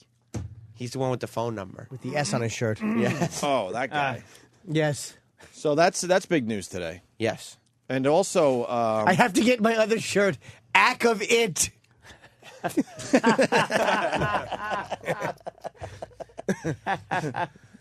By the way, a lot of people don't like Michael Moore. Does Michael Moore still live in Traverse City, Michigan? No. Come on. What? Maybe he has residence there. I'm not sure. No. Is that Michael Moore? No, because Traverse... he lost a lot of weight. Because Traverse City, Michigan... He has security. I'm looking at the demographic. Yeah. It is 96% white, 0.65% black, and 3.35% other. Oh, so he picked a very safe white neighborhood. 96% white neighborhood. Right. But maybe he still goes to Flint. Officially, that would be considered a very safe neighborhood, right? That is safer than mine. The median income per household in that city is $37,330, and the median income for a family was $46,912. You know what? He won me over with Sicko. Like, I never liked Michael Moore, but until Sicko, I really did like Sicko. Even if there were facts that people would debate, I'm sure there are. But the basic message of it, I did agree with, is that it kind of does bother me that we have so much money and people are not taken care of. Fuck that. I'm just saying this guy is living in an area where he can feel safe and sound. You're yelling at an based FTC, on Dan. Wait for him to get in here. Oh, I'll tell him this. Based on the very concept that he bashes in this film, capitalism. His ability to make a product, his film, sell it, and reap the rewards financially for that product. So what's wrong with fucking capitalism? See what he says. What's wrong with that? That's a good point. I want to see what he says. I want to see what you say. Is that an opening question, Ant? You say who now what? Is that an opening statement? Oh, I have no idea. I just babble out my ass most of the time on the show. I agree with you, Jimmy. I don't know. I think they could find the money somewhere else instead of continuing to take it out of our pockets. Dude, I'm 100% whether agree it's with a Democrat or Republican, I'm not even going with party lines. I'm sick of them trying to get more money out of us. There's got to be other places they can get the money at this point. I completely agree. I don't want my money taken. And that's where I do agree with Anthony, but I do want to see people taken care of in this country, absolutely, because I see my own family suffering with this shit. But then it's like, all right, we solved the problem by taking more money from people. And look, in the end, whatever Obama takes from my fucking back pocket, I'll be fine and barely notice it. That is a fact. What? I won't be happy about it, but out of your mind. I have plenty of fucking money, but barely notice it. I will barely notice it, Ant. That's how I live. Good. I will barely That's notice great. it. You could barely notice half your money going away. Yeah, it's already half. That's what I mean. It's going to go up another percent? So you barely 2%? notice half. It sucks. I mean, it's at a point where it does matter. Hold on a minute. Oh, I know we're in the middle of a huge discussion, Hold on. Ant, but hold on one fucking minute, will you? So happy together. We're happy together. So happy together. That big linebacker just blocks her. So happy together. So happy together. And they have turned the corner. All right. Yeah, I think that we should just stop. That's a morning mashup, and they walk around together. So now we play their Happy Always. Together song when they walk by our studio, just so you're in on the bit. Yes. Stop giving money to other countries and use Just that find money the to money. take care of citizens. Find that's the all. money somewhere else. Yeah, stop fucking. Take the money you're wasting, give it to other countries, and just take care of people here. That's I'm all. more worried about the people that it would really affect with the government taking more money from them. You're just looking at the surface of this whole thing and not the deeper impact that a nationalized healthcare system would have. So you pay for these people that don't have insurance. It cuts down on the competition. It at some point makes everybody sign on board for this national health care. Mm-hmm. But the point is, I'm not happy he's taking it from my pocket in the end. I'll be fine. I want him and the government to find the money somewhere else. And they said you'll be able to That's have a my choice. whole point. You won't be forced to Because use doctors. personally- Yeah, but you know something? You'll have a choice. Here's the choice that you'll be given. You can keep what you have, or you can have nationalized health care, which is in essence free, paid for by the taxpayers. So a lot of people defect over to that side, and you get lower quality health care because the doctors are no longer making the money they were making. It's just a ripple in the water effect. But it's like The ripple I'm effect. saying about just don't take it from me. You know what I mean? Just take the money, but just not from I'm done with the taxpayers. government taking money from me for real. But I mean, I'm talking about the people that are making $100,000 a year. You know, that they will be really affected by this shit. I'm worried about the common man because it affects my brothers and sisters personally. I don't think if the government helps people who can't afford health care, that all of a sudden the doctor care is going to suck dick. I think there's a way to balance it where people can choose it if they want. Slippery slope. You know? Yeah, but it's worth it. I mean, I don't like to see people who really are having a hard time. 15% of the country. Dude, it's a lot of Sorry. people. It's That's a lot of people, man. There's fucking homeless people too. What are you going to do about them? There's a difference There's between somebody fucking abusing illegal themselves. aliens. What are you going to do about them? There's Illegal fucking- aliens are different. Illegal aliens are different. Maybe not as far as this bill's concerned. But I'm talking about hook them up too. No, I don't want to hook them up, but I do want citizens taken care of. Yeah. I want not, but for basic medical care, it's disgusting that the insurance companies are the ones that dictate, and they're fucking animals, and that we let these vultures, these bloodless vultures, 15% of the people can't afford it. It's fucking expensive. You know the insurance companies are claiming they make a 1% profit. 1%. I don't care what they with all their claim. premiums. I don't know if I believe them. I'd like to see an assessment of that, and I'm working on that as we speak. But Let's be nice to Michael 1%. Moore, by the way, because I guess we're listed prominently on his website. Yes. prominently. He's a fan of ours. And by so the- let's agree with everything he has to say today. All Anthony. right. But I just like the basic theme of what he said in Sicko. It really did win me over. I'd never liked him before, but it did win me over in that. You know, it's like it does bug me. My followers at work, it fucking stinks. Oh, my God. Did he mention us before Howard Stern? Howard's going to blow a gasket. Oh, boy. Who's he going to yell at for that one? No, that's got to be the last thing. Like, that's the end as. He got the end as spot. You know? What happened? What? What E-Rock? I thought you were Michael Moore for a second. Oh, Jesus. Well, I was going to say you. Michael a lot more. Oh, goodness gracious. Is he doing another show or is he just coming here? Oh, good. Okay. Yeah, that looks like him. That looks like Michael Moore. Welcome in. We'll just have him come in. Hi. I like the fact you said hi before you got in. Michael Moore. No, I was saying hi out the window. That is Okay. Michael Moore, Hi, live on the Michael Opie and Moore. Anthony Show. Hey, Capitalism, a love story. How are you, sir? What's going on in the hall out here? I mean, those people used to be in offices, and now their desks are out in the hall. It's Is all that the these merger? cuts. All the Yeah. cuts that have gone It is the on. merger. The merger. I mean, seriously, people, you can't see this here, but it looks like a sweatshop out there. No offices anymore. It is. Actually, there are young Asian children sewing shirts for J.C. Penney's right around the corner. Can you do a documentary on that? Radio shows that get fucked in a merger? That'd be a great. That would be a good Yeah, one. that should be your next project. We met you at some Beatles thing a few years back. I don't know if you remember. I was at the Oh, yeah, Hard that's Rock. right. That's I right. forgot what it was. It was the anniversary of the Beatles being on Ed Sullivan. It was the That's right. 40th I anniversary. thought it was the Pete Best got fucked party, but We were out of work. I think. At that yeah, we point. were. Yeah. Right. You just, I think you'd gone to confession for your sins or Yes. something like that. Something bad had happened. Yeah. But now I want to get right into the movie here. Capitalism, a love story. Yes. And now, obviously, you're very sarcastic with your titles. What is this about? It's a love story. It's about the rich who love their money. Except the twist now is they love our money too, and they want it.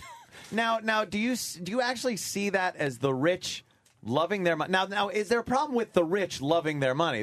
That seems to me to be the American dream. You make the money, you get to keep it. It's part of capitalism, which a love story. But you make money, you're able to keep it. It's nice. Unfortunately, I think more so the government loves our money. Oh, I no. think. Yeah. That's not what's happening. Really? No. The first of all, the American dream is not about loving your money. The American dream is being able to work hard and then get paid a good wage for working hard.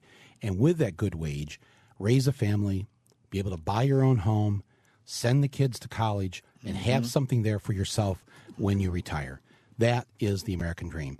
But now the new American dream is you work hard, the company prospers, and you lose your job. And so a lot of people are very cynical about this now. And unfortunately, a lot of people just sort of checked out from the system because they think, well, what's the use? They're all lying to me and, Now, I'll never deny the fact that there are plenty of corporations with corporate CEOs and whatnot that are just despicable asses. That, I mean, really, they rape their employees. But your comment earlier, though, on the American dream, I see that, obviously, yes, the American dream. But I don't see this need to suffer and the worrying part of it. Even people that are getting by, I don't see this need to sit there and go, let me balance a checkbook and see that. If you can achieve a place in this country where you are wealthy, you are now villainized. You are a villain in this nation because you have achieved Correct. More of the American dream, and you are looked And how did at you as achieve someone. it? It's because how they achieved it. And it's not just because they're wealthy. None of us would disparage anyone who works hard for their money. Or, I think it, I want the depending on brain. how- I want the brain surgeon to be paid a lot. I don't want a guy Thank working you. on me where he can make Absolutely. Taco Bell wages. Very good. But in my movie, I show you airline pilots who I interview. Yeah, Ope was telling me about Who are, that. yeah, yes. who are paid It was between $16 $16,000 grand. to $20,000 They got a second year. jobs. They have food stamps. They walk dogs, and they're and they give blood, plasma to oh, make that's right, I extra forgot money. that point. And They're all woozy as they're flying. and they're eating flying a cookie. 30,000 feet. But these are in the, people in who the work air for from Delta, United, American. These aren't little tiny operations here. And it's I think if people realized just how I think people actually do realize, because most people in the last decade have been asked to give back, cut your benefits, cut your days off, cut your wages, or cut you. And we now have unemployment of officially about 10%. It's probably unofficially closer to 20%. And if you notice in the last few months, as the unemployment rate has gone up, so has the Dow Jones. The stock market has recovered because Wall Street loves it when people lose their jobs. Now, why would that be? Because, and this is it's stupid thinking. It's short-term thinking. Short-term, it means what's the biggest expense here? Your employees. Always, in any business, is the employees. So when you say, I'm going to save money by getting rid of these people, and I'll make the remaining people work twice as hard, or out in the hallway in this case, then the Wall Street goes, oh, wow, the bottom line is going to look good this quarter. And it does. It looks really good. But in the long term, if you lay all these people off, who's going to buy the cars? Who's going to buy the big screen TVs? Who's going to buy these things that are supposed to put other people to work making them? I understand that, but does it always have to be based on this corporate greed, and could it ever be blamed on... You are so Rodney King on this, aren't you? Can't we all just get along? No, Why do we always have to blame the rich guy? No, I'm just saying, can it ever be blamed on economic, just your basic, over the years, the ups and downs of the economy? We're obviously in a low. Does it have to? Do you have to stick the blame on a company, CEO, someone? Yeah. Yes, because the greed of the last decade. All they've done is focus on how to make money off money, how to move money around, then take bets on the money, then take bets on the bets, then take out insurance on the bets. That's how they've been building up this sort of illusion of wealth. And instead, what they could have been doing during this time is old school way. Let's make things. Let's come up with the next light bulb. Let's come up with the next internet. And when we do, we put people to work. And then we will reward you for having done that. If you give 1,000 people jobs, I want you to be paid well for that. But that's not what these guys are doing down on Wall Street. You don't see a huge jump in the technology sector in the past decade? I mean, I think it's been giant leaps and bounds. If we hadn't had that, seriously, considering what happened after the 80s and the deindustrialization of this country, closing these factories, what would have happened had we not? But what I'm saying is, that was the 90s, what you're talking about. That was the great boom, and into the first part of this decade. But now we're in this really bad recession. In some states, like where I'm from in Michigan, it's a depression because the unemployment rate is 20%. What do we need right now to pull ourselves out of it? Well, we need the next great thing. Where is it? How are we going to get it? Because Wall Street has sucked up our best minds. The number one job that kids take when they graduate from Harvard, MIT, Duke, all the top schools, number one job, finance. Finance. So Wall Street is hiring not people who graduate with an economics degree or a business degree. They are hiring our top physicists, mathematicians, engineers, the scientists, the people that we need to find the cure for cancer or to build that bullet train that can get us from New York to L.A. in 10 hours. Michael, hold on. One thing that was going, AIG, I think, raised, it really got people angry. Like, that was a chance. It was like Madoff. It was, you could finally put a face on what people just saw as this anonymous greed. How much money was given to AIG? Because somebody told me I was wrong for crucifying them. And what was supposed to be done with that money, and how much of it was actually given to their executives and not kind of given out the way they implied it would be? $172 billion was given to AIG, and the New York Times reported yesterday, doesn't look like they're going to be able to pay it back. And they gave there were I think I don't have the statistics. 172 billion or million? 172 billion. Okay. Billion. And then they gave out, you're right, they gave out billions of dollars in bonuses after they took our money.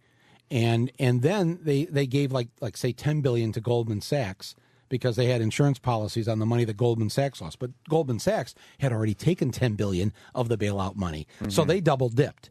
So you've got this really kind of sick and twisted situation going on here where, I mean, seriously, guys, we all have some crazy brother-in-law or uncle who doesn't know how to live within his means, right? I mean, is always in need of money, coming in for a loan, and you keep giving him money. And then finally you got to say, dude, you've got to get it together. I can't keep giving you money. But that's not how we treated Wall Street. The crazy brother-in-laws down there just blew everybody's pension fund, everyone's 401ks, everybody, just like the money just vaporizes. And then they come to us, the people who they lost the money from, and say, hey, give me some more. And you know what did we do? Our representatives, what did they do? They wrote them a blank check here. And they didn't say, there's no accountability. You don't have to say what you're using it for. Pay it back when you can. There's no time limit. Could you imagine go to a bank and getting a car loan like that? I mean, it's just absolutely would be nice. Absolutely insane. How much of the problem, though, was the fault? And I don't know the answer to this. How much of it was the fault of the banks being forced to lend to people that they kind of wouldn't have lended to begin with because they didn't feel that they were very high risk? And how much was the government going, look, we'll take care of it if these people can't pay it back? Like, was it a lot of times the greed of the banks, or was it the government telling the banks, look, we got you covered if these people don't pay you back? That is part of it. In fact, this is a crazy thing the government did when they handed out the bailout money. They made all the banks take it. They told all the banks because they didn't want the public to know which were the banks that were really belly up. I mean, completely no cash in the till. And so because the public would go, oh, those are the bad banks, so I don't want my money in there. So all the banks then took money, again, to create a shell game so that we, the people, wouldn't know where the really bad banks are. Wouldn't you like to know? I mean, where's the safest bank right now to put your money? Yeah. I think I'd like to know that, but we can't find that out because the government is protecting them because they're worried that there'll be a run on the bad banks. But if you remember the savings and loan scandal back in the 80s, similar thing happened.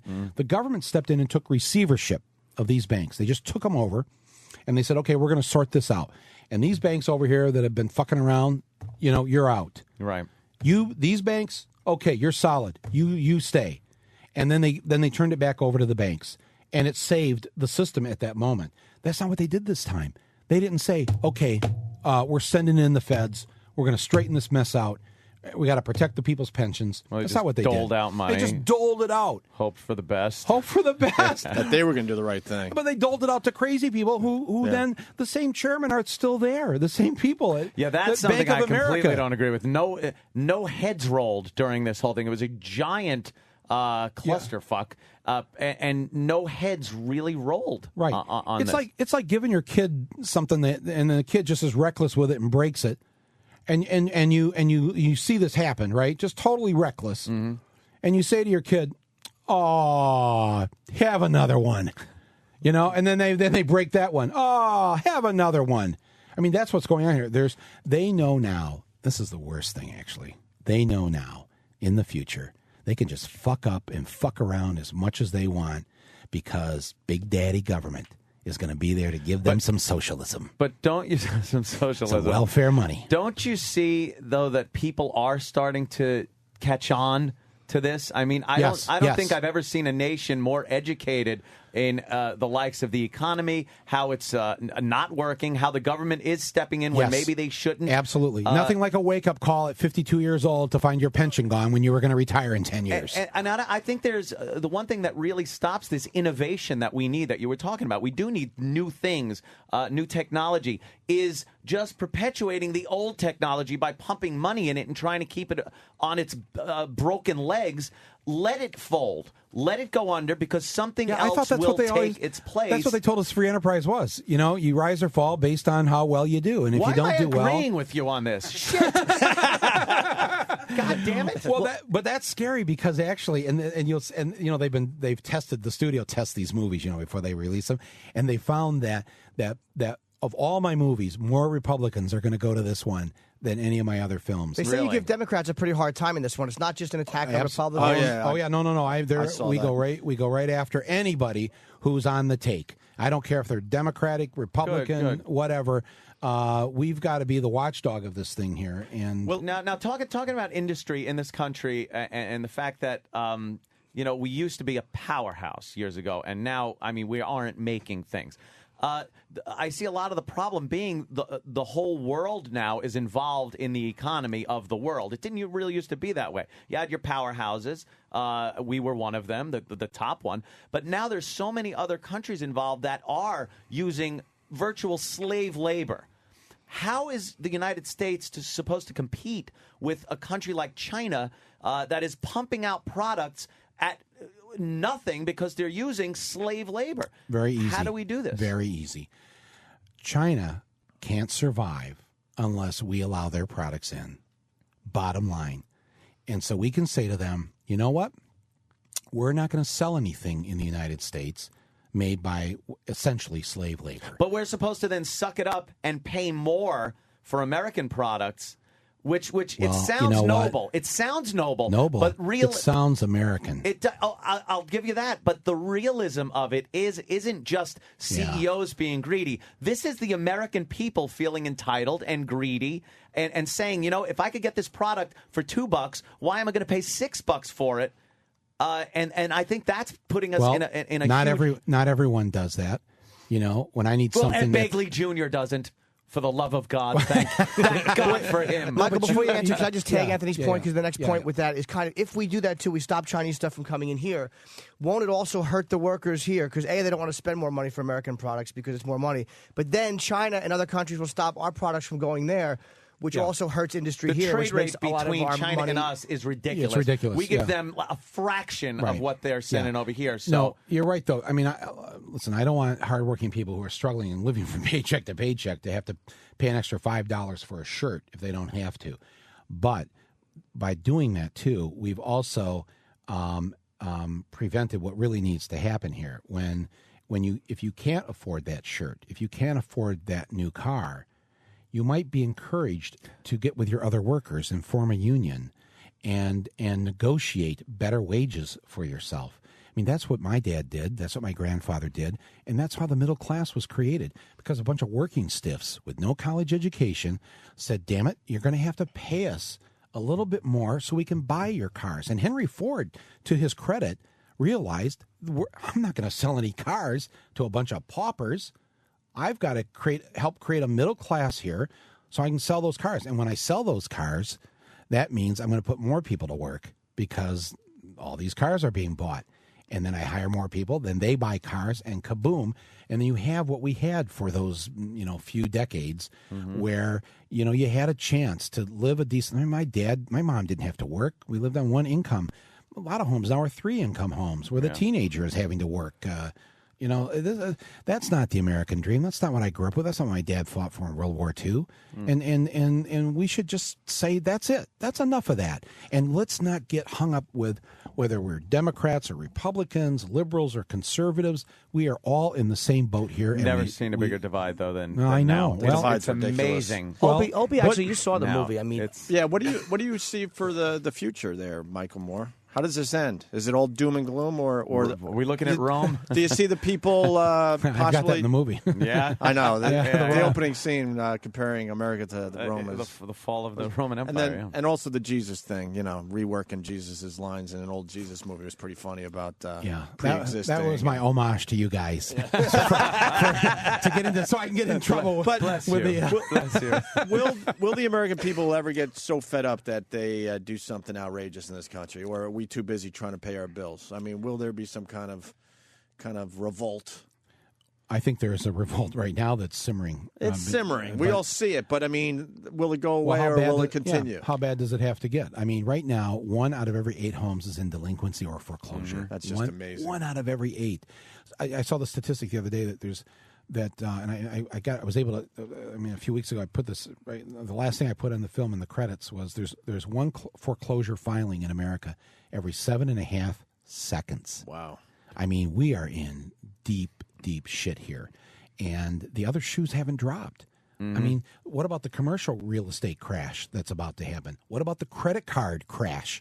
There's so much credit card debt. This is all stuff that's piled on the back of people having been out of work, and this it does trickle down now to you go to the malls, like we were talking. Ope said you go to the mall. Not that many people there as there used to be. It's empty. Yeah. Right. my shows are never empty, but I mean the mall. Well, of course, your shows. Who wouldn't want to laugh? I was joking saying there's no problem out there because I see people spending, but then I went to a mall about a week ago and I literally counted 12 people. Yeah. I mean, it wasn't prime time mall time, but still, there was 12 people. What in do the you think? whole mall. What do you think of these people protesting? They call them the Tea Party. That's part of the revolt, is it not? And a lot of it. I mean, obviously, Fox News covers it a lot more than CNN does. They've complained about that, and that way it's been tacked to this kind of right wing thing. But what I'm seeing is it's not all right. It's not all right. Right, exactly. Right. I'm seeing angry people that don't want to have their arm twisted behind their back and another hand in their pocket. It seems to be perceived as right wing more than It's perceived that way because Right, it's that's- perceived that way because of what he said. Fox News has tried to own it. Right. They've tried to make it their own. That's a mistake they're Ab- making for well, the American people. Absolutely, because They would get more people involved if they didn't do that. That's right. It doesn't need to be a divided thing. All people need to get involved. Look, this is a great country. We have this great open democracy where you can protest and speak your mind and demand that your representatives do what you want them to do, not the people who are paying them the big bucks. But do you see liberal causes? Do you see liberal causes when they protest the liberal cause, the media being more tolerant to them than they are a more conservative cause or protest? I really don't see the media being as tolerant and the name calling. I think the mainstream media generally doesn't like any protest, and they try to berate it and make it look strange or weird or funny or whatever. Because remember, the mainstream media, I mean, this is owned by large corporations too. They have a vested interest in the status quo. Sure. They don't want people out there rocking the boat because God knows what could happen if the boat rocked a little bit too much. So, so generally, I think both sides get it. But I think what the liberals and the left should stop doing is criticizing those Republicans and conservatives who are exercising their freedom of speech. Yeah. And they're who are making getting- it racial and anti-Obama. It's like, I think the media, I think you don't think you should let them off the hook. I really think that they are attacking these guys, calling them rednecks, and they're a bunch of racists who don't like the president when they're really just protesting taxes. Yeah, some of them are. I mean, that's Oh, you sure. can't get around I that. agree part. with that. I mean, because Yeah. I'll tell you, it wasn't so much the teabaggers that got me, but that day that President Obama was going to speak to all the school children via satellite. And he wasn't doing this as a political speech. He was doing this as a president of the United States. And people kept their kids home from school. This is the wrong thing to teach kids. You have to respect the office of the presidency, even if you disagree with the president. And as much as I disagreed with George W. Bush, as much as I fought him on his policies, I never uttered the words, "I hate George W. Bush," because I don't hate George W. Bush. He's a human being. He's a dad. He's a husband. He should not be demonized, and this is why our discourse is so fucked up now, because we feel like they have to turn the other person into the devil simply because we don't agree with them on gun control. I mean, for crying out loud, can't we just have the disagreement and let's have the great debate?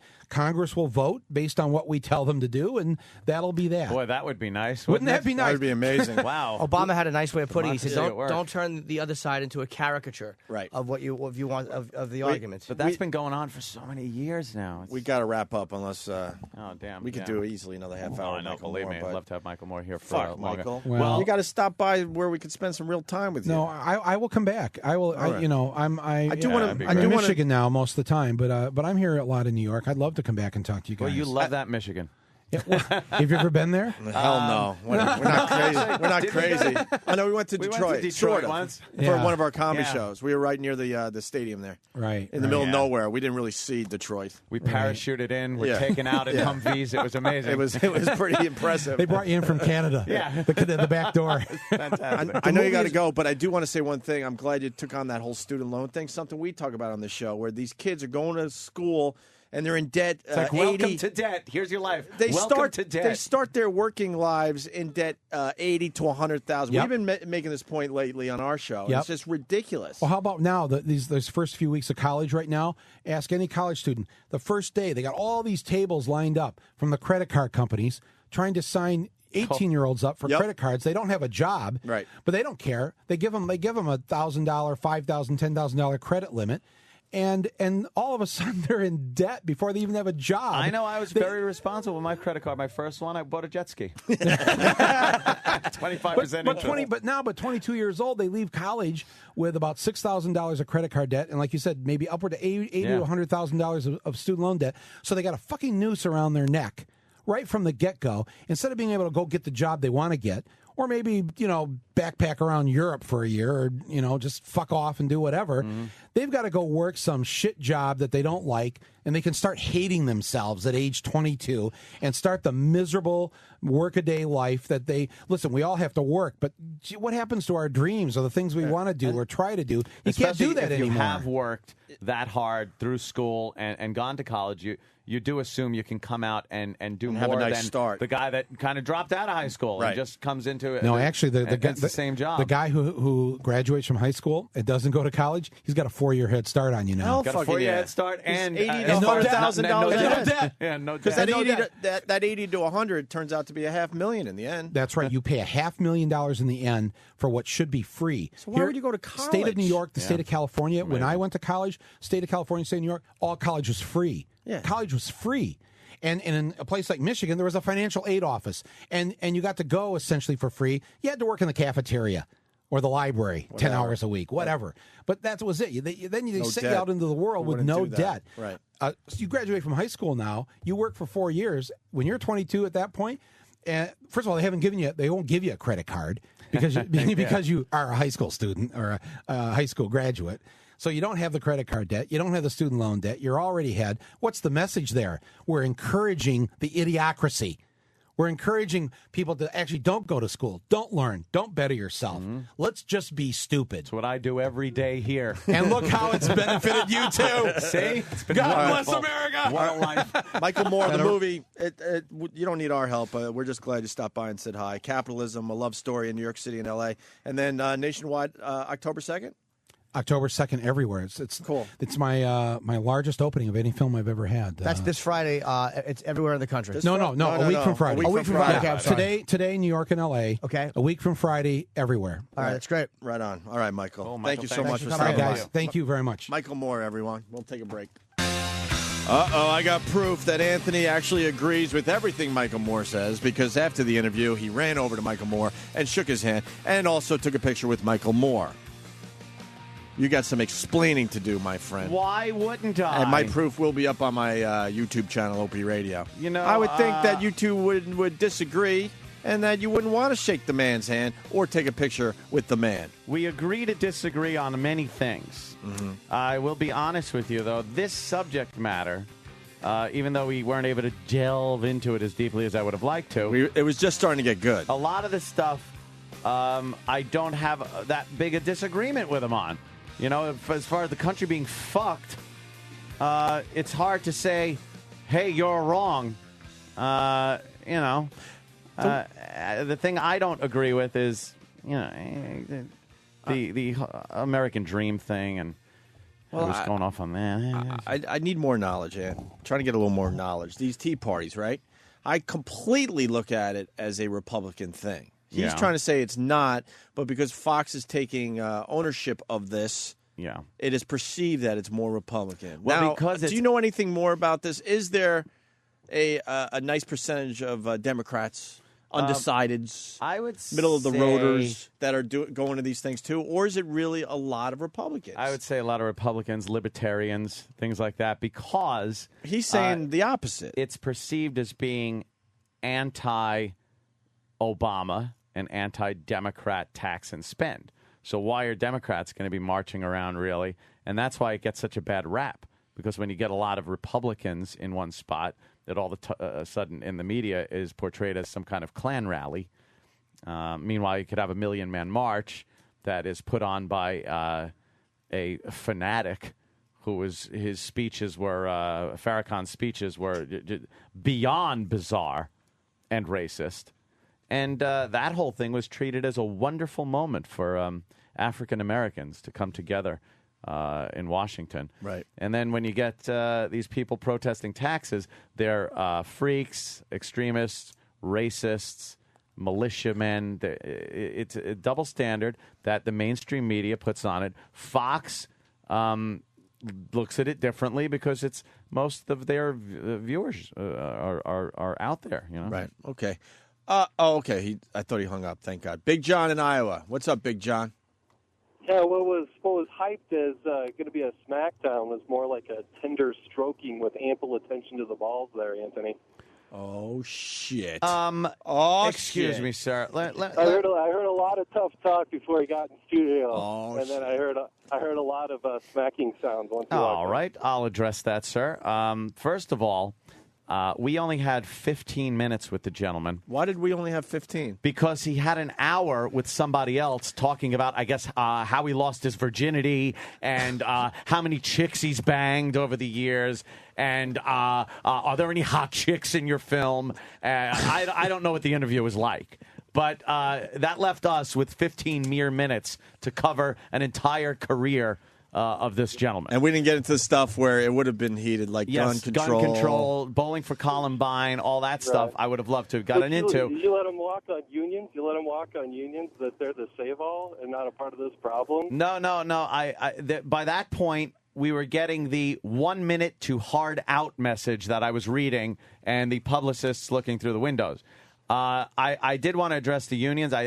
I have done that on the show. But one thing that he actually made sense with, that I started going like, wow, that does make sense, is this kind of cyclical economy where he brought up Henry Ford and how he paid his employees so they could buy the cars.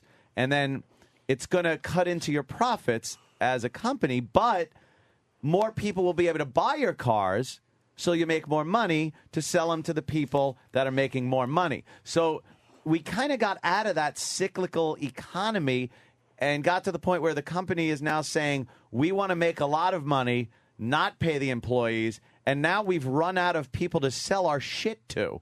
So he actually made... That's why I turned around and said, I hate agreeing with you. I hate that I'm agreeing with you on this shit. And so I just heard you say unions. I just came back. I thought of the unions, too. And they're not perfect, and they've maybe contributed, but they have not, to me, displayed the absolutely despicable behavior that a lot of the higher-ups have. Oh, shit. Now, Jimmy, all due respect, you're looking at, think about this in terms of baseball, okay?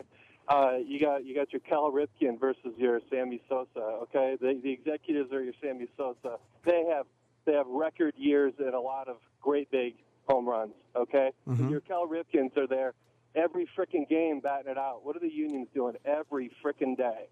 Every frickin' day, they take.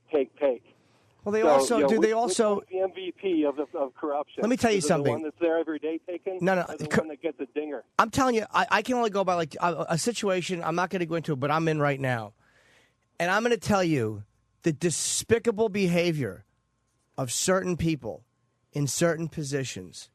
I will never believe that regular workers aren't going to get fucked by people who can fuck them. Fuck, I'm pissed off. You understand now. what I'm saying? I know exactly no one, when it comes to money, is honest. Shit. So I don't. I'm not saying there, Jimmy. It's about getting one up. Unions became there out of necessity. Unions formed out of necessity because the workers would be treated like garbage. That's why unions formed. And do they get corrupt? Sure. Do they overextend their purpose in a lot of cases? Absolutely. Do they protect laziness and insubordination? Yes. Yes. I'm not saying you're wrong, but they are not the cause of the downfall of these companies. All I'm saying is I don't think that Upton Sinclair had built in the Mirage or the Sands in his vision of what a labor union should be doing, let alone being the first third of the cost of an automobile. Based upon the completely bloated and artificial benefits that they've been able to derive, that you and I pay for. Yes, maybe we do, but you know what? It's always going to try to get up over you financially. Is always going to be the asset. Wait, what benefits, sir? What benefits do you mean that the unions are getting that's so different than what the executives are getting? What benefits are the union getting that are so amazing? No, the question isn't what they're getting versus the executives. Then you're looking at the wrong picture. You have the vast majority of workers out there are not under a labor union, and they have decent benefits, and it's what's competitive. You go out to any small town like I'm out here in the Midwest, and you get a nice benefit package that's comparable to what you could get with any other small employer. But if you were to go to work and just happen to have that UAW on your back, then your benefit package would be probably worth about 3 times more for a lesser job. Not to mention the fact that you basically can't get fired from it. That's what I'm saying. Protects lazy. Hold on. I think that's where they protect laziness. That's where they overextend. They protect insubordination. They do overextend what they were intended to do. I don't disagree with that, and I don't disagree with the fact that they've contributed to a major problem. But I will never fault them as much as the greed and the bad decision making and the lack of accountability of upper management, because they don't fire themselves. I'm telling you, we just talked about, we saw it in this country. The upper management of these places, by and large, was not being fucking fired. No, that's the job of the shareholders. But I think you got to be an equal opportunity cynic here. You can't just look up and say, yeah, it's bad. I mean, that's just feeding right into what Moore is saying. Is Yes, that, I agree with a lot of what he was saying. No, it's everywhere. And you got to own yourself. You got to be in charge of your own decisions. And to say that, they're despicable because they make more, they're able to make those decisions. The same shit happens all the way down to the frickin' line supervisor. It doesn't matter. It does matter. Yes, it does. Are you in management or a union? Are you a union or scale? Sir, are you a union or a management guy? No, I'm self-employed. Okay, so you have neither. All right, neither one. All right, Big John. Good phone call. Thank you. We want to give other people a chance here. Big John from Iowa. All right, man. Let's say hi to Matt in Queensbury. Matt. Hey, guys. Matt. Hey, Jimmy. Get back up here to Queensbury. Hey, buddy. I just want to say that Ant, you really showed him. It made your call to Mancow look like a savage beating. Look, I got to defend Ant. We only had 15 minutes because the King had him for over an hour. There wasn't really much to nail him on. Yeah. And the King had him for an hour, and, that ate into our time. Yeah, they made Michael Moore ride the Sabian machine or whatever it's called. We just didn't have enough time to get into everything. It was about to get heated, and they were pulling him out of here. Yeah. Well, he made some good points, man. There's no use in arguing just to argue. Like Michael Moore won me over after Sicko. Like I said, I don't agree with everything he says, but the theme of what he was saying, I do agree with because it's kind of how I felt. And then he was supposed to be over here earlier, and then they had to clean Artie Lang's vomit off of his pants, which took a long time also. Yeah, So, a lot of we things did the got in best the with way. what they gave us. Yes. What can I tell you? I just like when Michael Moore yells at buildings. He really shows buildings that he means business. Certainly does. Let's go to Cam in South Carolina. Cam. Good morning, boys. Motherfucking Cam. What up? Not much. I just want to, I know it was a short interview, and I used to despise Michael Moore. Just hate him, just watching through his movies. And I want to say, you guys, I found myself doing the same thing Ant was doing. I said, damn it, I'm starting to agree with this guy. Yeah, I actually had to tell him. I was angry that I was agreeing with him on things. And believe me, if we were sitting here talking about a lot of the subjects, especially Bowling for Columbine and stuff like that, we would have a little more of a heated discussion. But a lot of the stuff he was saying, what are you going to do? Argue with somebody for the sake of arguing with them? I think a lot of CEOs of the companies are bastards. I think, the banks, like you said, double dipping like that. The insurance company of the banks getting a bailout and paying insurance payments to the banks that were bailed out. I'm supposed to go, yeah, they should get that money. What was I supposed to do in that situation? The guy was making valid fucking points. Very good. I gotta break in because you mispronounced Sibian or whatever and said Sabian, and people are appreciating that because they know who Tim Sabian is. And the visual. I didn't mean the machine. And the visual of Michael Moore having to ride Tim Sabian is pretty fucking funny. I didn't mean the machine. I meant Tim Sabian. He actually was riding Tim. Yeah, they were doing bull riding on the Howard Show today. Those are the people. Slacks. He pulled that fat hog out of his slacks, and Michael jumped aboard. Those are the people that really know this radio show. They appreciated the mispronunciation because it made it pretty funny. Rape. Lee from Tennessee. How are you, Lee? I'm great, man. How you guys doing today? We're doing all right, Lee.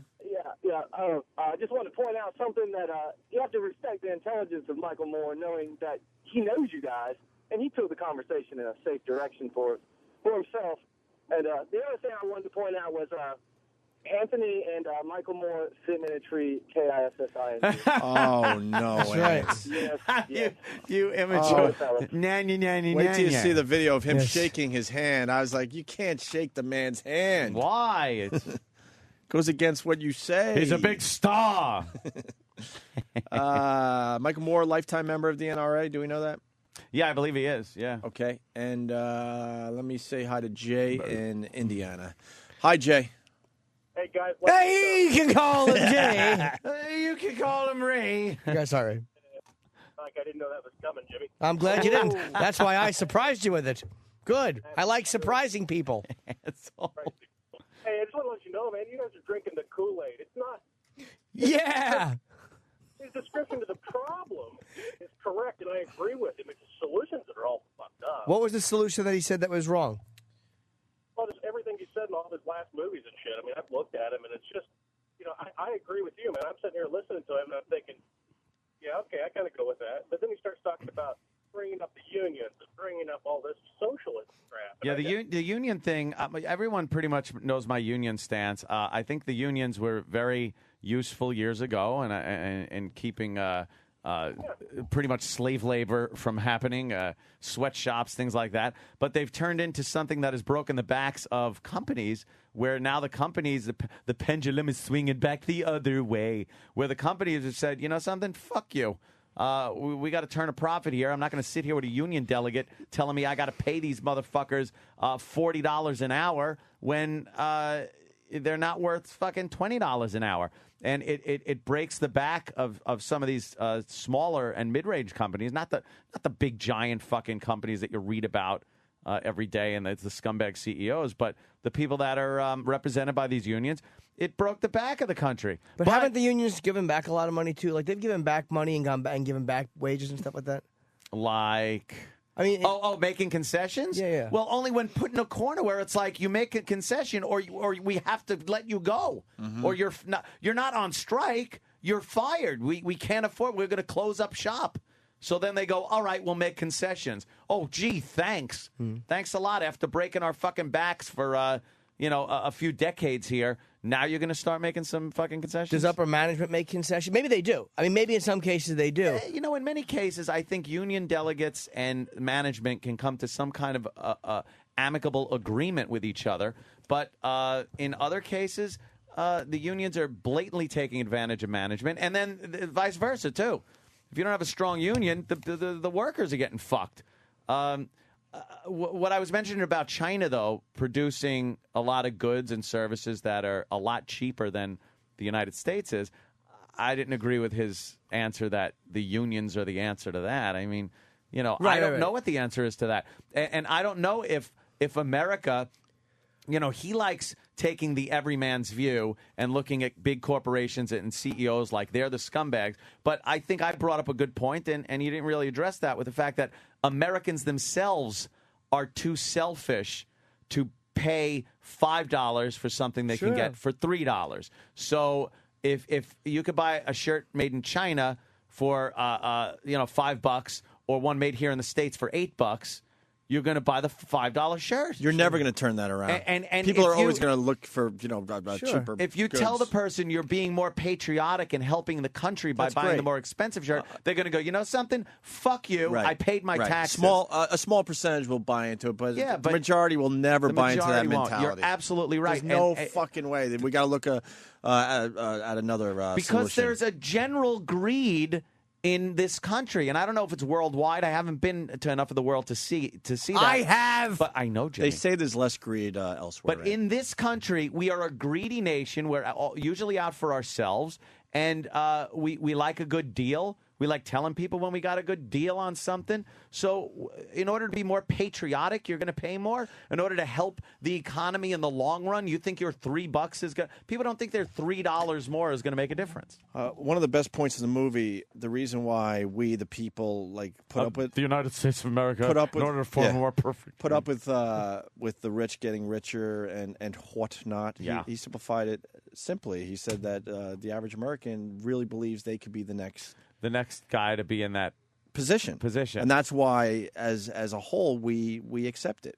No matter, right. We accept it because we really believe that we could be the next CEO getting the, $200 million bonus. And if you're whatever. getting that, you are going to turn around and think differently about financial situations and the country and the way it's run and tax structure and everything else. You're going to think differently about But it. that point in the movie is like, wow. He just brought it all together. Why don't we end with a funny? We got a line of the day, but we also have this quick little funny clip. Oh, what is it? What is it? We've been talking about the town hall meetings and the teabaggers and stuff. Yeah, And teabaggers. we got a nice I little... like the Roman war helmeters. That's what I want to do. I want to have a town hall meeting where we just Roman war helmet each other. I want the Cleveland Steamers. I kind of like the concept, though. Come on, Made Jimmy. Jimmy's teeth hurt a little bit. I kind of like it. I do too, and I wanted to enjoy it. No. But I couldn't, unless I took my fingers and pushed my lips up into a smile. Couldn't enjoy that. Because then we could go with the Cleveland Steamers. We could have a whole we could have a whole bit here. If people couldn't see it, but Ant just turned and looked at me after he did the joke and then just held his nose like pew. I went pew. I think it had potential. I like when Jimmy Our doesn't problem like is- my jokes. Our problem is we don't. It's very rare. It's funny. Our problem is we don't rewrite ever. We just go with it instead of Go with it. instead of thinking it over for a minute. And these kids are not ready to be parents, nor are they ready to have AIDS, nor are they, and they have to have this straightforward education in these grades. I don't think any of these people know that you can have sexual satisfaction without taking your clothes off. Embarrassment. I'm 56 years old and I'm a virgin. I'm sorry. Technically. But has the bell gone off? The bell has not gone off, but testimony should be relevant to the item before The us. item is health. And I believe the item you're discussing is what we did yesterday. Holy fuckaroni. What was that from? It was one of these fucking town hall meetings. Yeah, they were discussing like curriculum Yeah. for the Board of Education or whatever. What I the believe fuck it's is from she Texas. coming up with that crap about a dried out twat? She must be a fun person to hang with. I'm a 56-year-old virgin, technically. Sexy, too. So you could have sex with your clothes on. So she's dry humped at some juncture. I like her Sam hair. She's fucking Oh my awful. God. She looks like me from Rotgut. But not quite as hot. You were sexier in Rodcut with your white suit. Yes. Jimmy, you want one that doesn't agree with you, or you want to move on? Take one. I'll be happy to. I'm not right about everything. All right. Line of the day, but first, Nick in Ohio. Last were. phone call of the day. Nick, what's up? Good morning, guys. Hi, Nick. I just want to say the one thing that bothers me. I'm going to say what I said. Do you realize how much of a jackass you sound like, Jimmy? That every time someone brings up the unions and how bad they are for the country now at this point, and how much they are destroying the middle-range corporations, that you go, yeah, but the CEOs are bad too. That's not what I said. Hold on. That's not what I said. I said, no, it's not. I said that the unions did contribute. I said the unions do contribute. Stop trying to get me to yell at you. Stop. Shh. I said that the unions did contribute to the problem. This is the guy who wants me to yell at him? Yeah. He wants Jimmy to yell Dude, at him. stop trying to be a character. Then stop. I'm listening to you. He was voted most wants Jimmy to yell at him. You're misquoting me. You're just misquoting me. I'm not misquoting you. You just said it 5 minutes ago to Anthony. I just said, did I not say that the unions definitely contributed to the problems? Now, Jim, you're turning it around. No, I'm not. You're just trying to get me to yell at you. You're a shitty caller, and you're a knee-jerk reactionary. You sound like a fat man. Yes. Stop being so exasperated. You sound stupid. You're misquoting me. Well, then keep sitting there and listening, little boy. Be a good girl and keep listening. Here we go with the good boy and the good girl. Hey, just keep listening. Do you understand? If you kept your mouth shut when it came to politics, you'd be the greatest ever. But then don't listen. I don't care if you agree or not. I don't know who you are. And I love your comedic skills. Good. I hate you when it comes to politics. Because you don't agree with me. Take your face off. You don't agree with me. That's why you're a little bitch, because you don't agree with me, and you don't like the fact that I have a radio show I can speak on. That's why you yell when you call, because you want to be heard. You change no. I call. You want me to yell at you. Man, listen. No, I want you to do what you usually do. Good boy, oh big boy, oh, and you start telling jokes. But at least, you lose an argument. but you're not arguing though. You're not arguing. You're a hypocrite. You're not arguing. You want me to scream at you. I made my point. The unions do contribute to part of the problem. They are not the entire problem, but they absolutely contribute to the problem. That you are a hypocrite. Dude, you can say it all you want. Do you know how many people know that you're a hypocrite? I don't. As many millions as listen to this show. Yes, I know, Jim. As long as you keep listening, that's all that matters. But I made my point about unions, and you're a dumb motherfucker if you actually just blame the unions.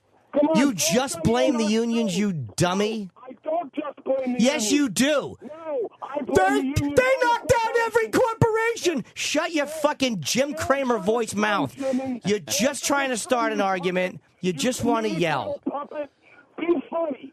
Don't be political. Be I express my political views, and I guarantee you, if you shut your fucking... Just do me a favor. I'm listening to Anthony. Turn down, all the way down. There you go. Now, let me say, now that fucking little bitch can't be heard on the radio, this is how it works. If you want to yell over people and be rude, this is what happens.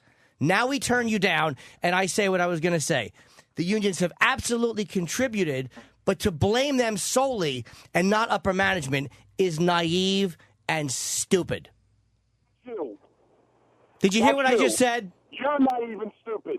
You're not even stupid because you're a liar. Turn that down. I'm not even stupid. You're absolutely right. I'm not stupid. No, he said you're naive and stupid. Oh, did he say naive? Yes. Maybe if he didn't yell, I would have heard him. I know, but he's yelling. Go ahead, fat man voice. Listen, I've explained to you. All I care about is your hypocrisy, your fence. And I'm funny. And I'm funny. Bup, bup, bup, bup. And I'm funny. And I'm funny. Which of my jokes do you like? You're a comedic genius. Which of my jokes do you like? Do you understand? I'm not lying. Which of my jokes do you like? I'm not lying. You are lying. Which of my jokes do you like? Which one? I love a lot of the things you do. I love the Ted. I love the Steve from Yellowstone. Right. I haven't done Steve from Yellowstone in a year. In a long time, I know. I listen to replays too. Okay. Dude, don't try to catch me like I don't listen to the show. I'm only trying to catch you because you're calling up and you're being a liar by saying, yes, you are. You just misquoted me. I didn't misquote you. Yes, you did. Okay, now you listen to me for a second. Fuck you. You've been yelling. I'm not going to listen to you. I'm not going to listen to you because you're misquoting me. You said that I did not fucking put any of the onus on the unions. And I did. Hold on. Again. I'm not going to compete with you on a radio show that I'm paying. I'm willing to listen to a caller, but I'm not going to compete with you. So like what I would do with a woman is I would just fucking shut her up. Now I'll shut you up, turn you down. I fucking never said that the unions were blameless. So anyone who can call up and said that I've said the unions are blameless, you're lying. The unions, I said, have protected, turn down, have rewarded laziness. The unions have rewarded fucking insubordination.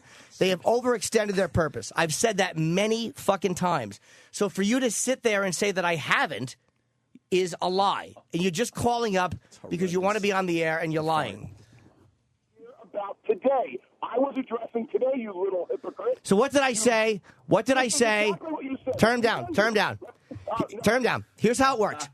Man, talking politics gets everyone heated. But I'm not even heated. When I ask a question or you ask me a question, but if you interrupt me, we're just going to keep turning you down, and you could do what you normally do on a daily basis, sit there alone in your apartment or your car and yell and try to be heard. Now ask me something and I'll answer you and be courteous. Constantly. Now what are you saying? I'm telling you what you said. What did I say? Listen, first of all, the caller, right before Anthony said what he had to say, his little speech on unions, the caller right before then, he was bringing up unions, and the first thing he did was, hey, no, but don't the CEOs, don't they not do this? And then when Anthony brought up the unions and how bad they are, in a normal argument, you were immediately ran to, but don't the unions give concessions? But yes, don't they? And do the CEOs give concessions? No, they're both equally scum, Jim. So hold on. All right, I hear your point. Why is it wrong for me?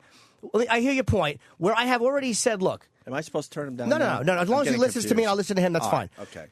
I hear your point, but I have said many times, and I said it again today, that the unions absolutely have been a contributing factor by being greedy, by doing what they've done, by overextending. I've said all that. I agree with that. My father was in a union, and he couldn't get back to work because the guy ahead of him was a piece of shit, and the union couldn't bypass the guy ahead of my father to get to my father to get him back to work. So I have my problems with the unions, too. But what we've seen recently, the problems in this country are not just because of the unions. And to say that, the top management never fucking changes, man. They do the same thing in entertainment. They fucking destroy a network, or they destroy, like CBS Radio. CBS Radio fucked up. They made bad decision after bad decision. And who do they blame? The on-air talent. They blame the guys, the program directors. Nobody in upper management takes the fucking hit. It's an uneven balance. You're so funny. It's perfectly balanced. the amount of money that the unions pilfer off of the American people probably well exceeds the top echelon of the money that the CEOs are raping the people for. Now, where did you get that? Hold on. Where did you get that fact from? I've never heard that. I don't believe it. Do I turn him down now? No. As long as he talks to me, that's fine. No, I'm explaining. I'm not saying I didn't give a number, and I'm not giving an exact fact. I'm giving. I read a report. God, in the Wall Street Journal. It was about 3 or 4 years ago, where if you take the amount of money the unions get as a whole for doing nothing, and then you take the CEOs, how much money they get in bonuses and how much money they get paid, it's about balance. I don't. You understand? I never. Hold on. On both ends because they want to fuck us in the middle. I never read that. I don't necessarily believe it.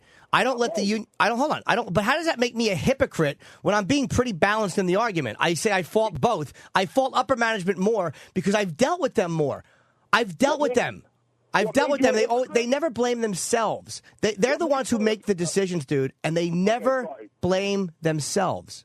What made you a hypocrite in my eyes is when I called up and I said, "Do you realize how much of a jackass you sound like? Every time somebody brings up how bad the unions are, you specifically go." You didn't, not verbatim, but how about the CEOs?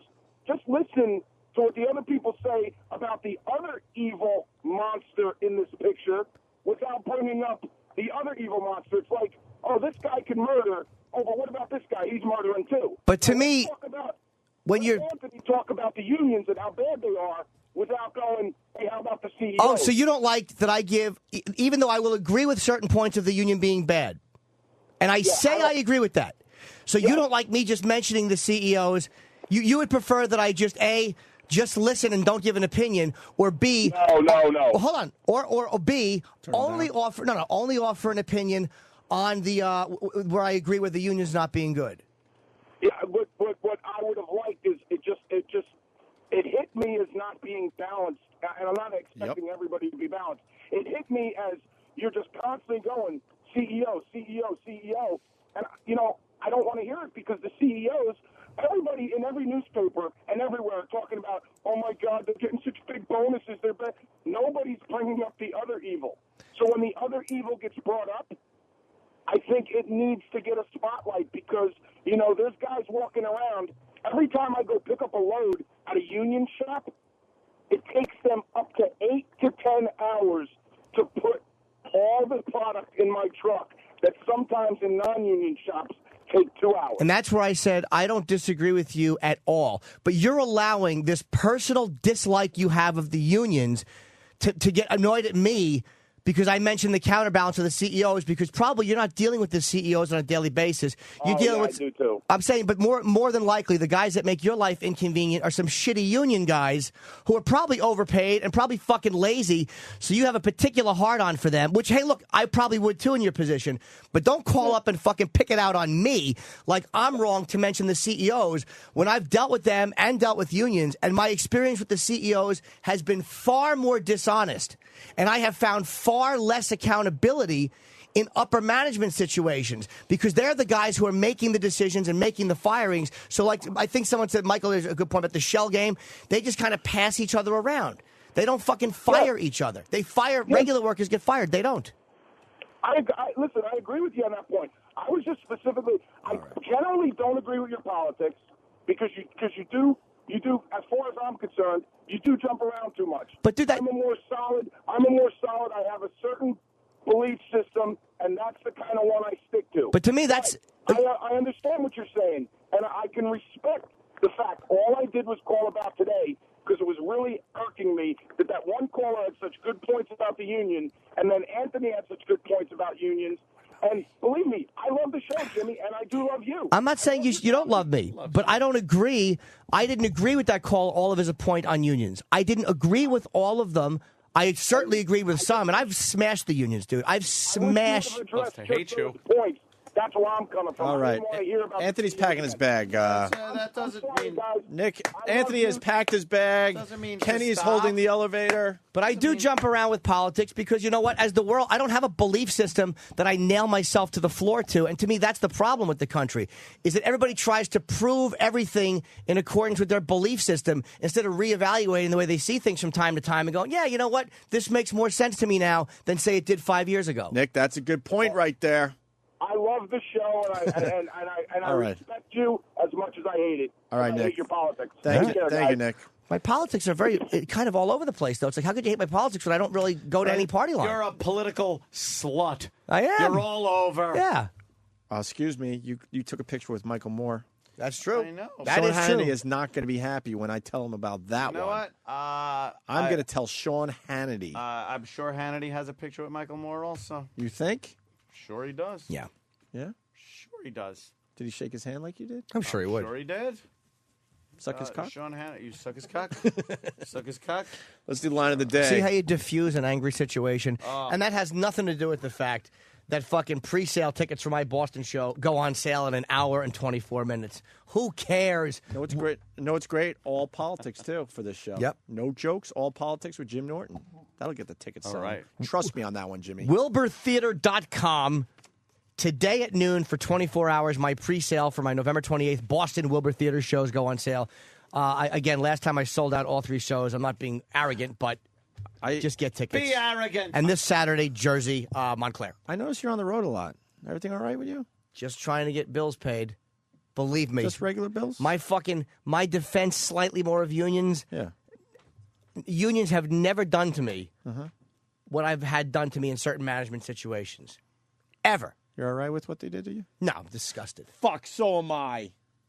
We're trying to work it out. Here's a runner-up line of the day. Just stop already with the fucking Tyra Banks was experiencing racism. If they needed a black woman with hair like Jason Alexander, you were the one they called. Fucking bald idiot. Say Jimmy being funny. Jimmy can be very funny. And there was a little political thing in there, too. Yeah. A little bit. A little bit. A little bit. Little twinge. Blacks shouldn't be able to vote. I heard it, Jimmy. I didn't say that. It was in there. No, I've Twittered that. Oh, you Twittered that. All right. Goodness gracious. You didn't hear that, Ant? Not at all. Another runner-up line of the day. I thought you were Michael Moore for a second. Oh, Jesus. Well, I was going to say you. Michael a lot more. you got to appreciate the bounce pass, though. Oh, yeah, All right. Absolutely. All right. Set up right there. 'Cause I'm never going to get any of these. I might as well Set get a up few right there. assists. Motherfuckers. What do we got? Another one? Another runner-up line of the day. Poor Yeah, he's Steve. got Yes. a shirt with a big S on it. He's missing the two. I have another shirt. It says "Hit Dick."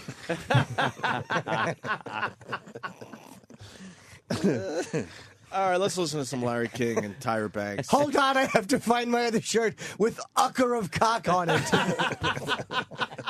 Jesus. What the fuck? Ucker of Nice. And is that it, Danny? So we go home now? We got Here Comes Line of the Day. Oh, that? Okay, do that. Here comes line of the day. Line of the day.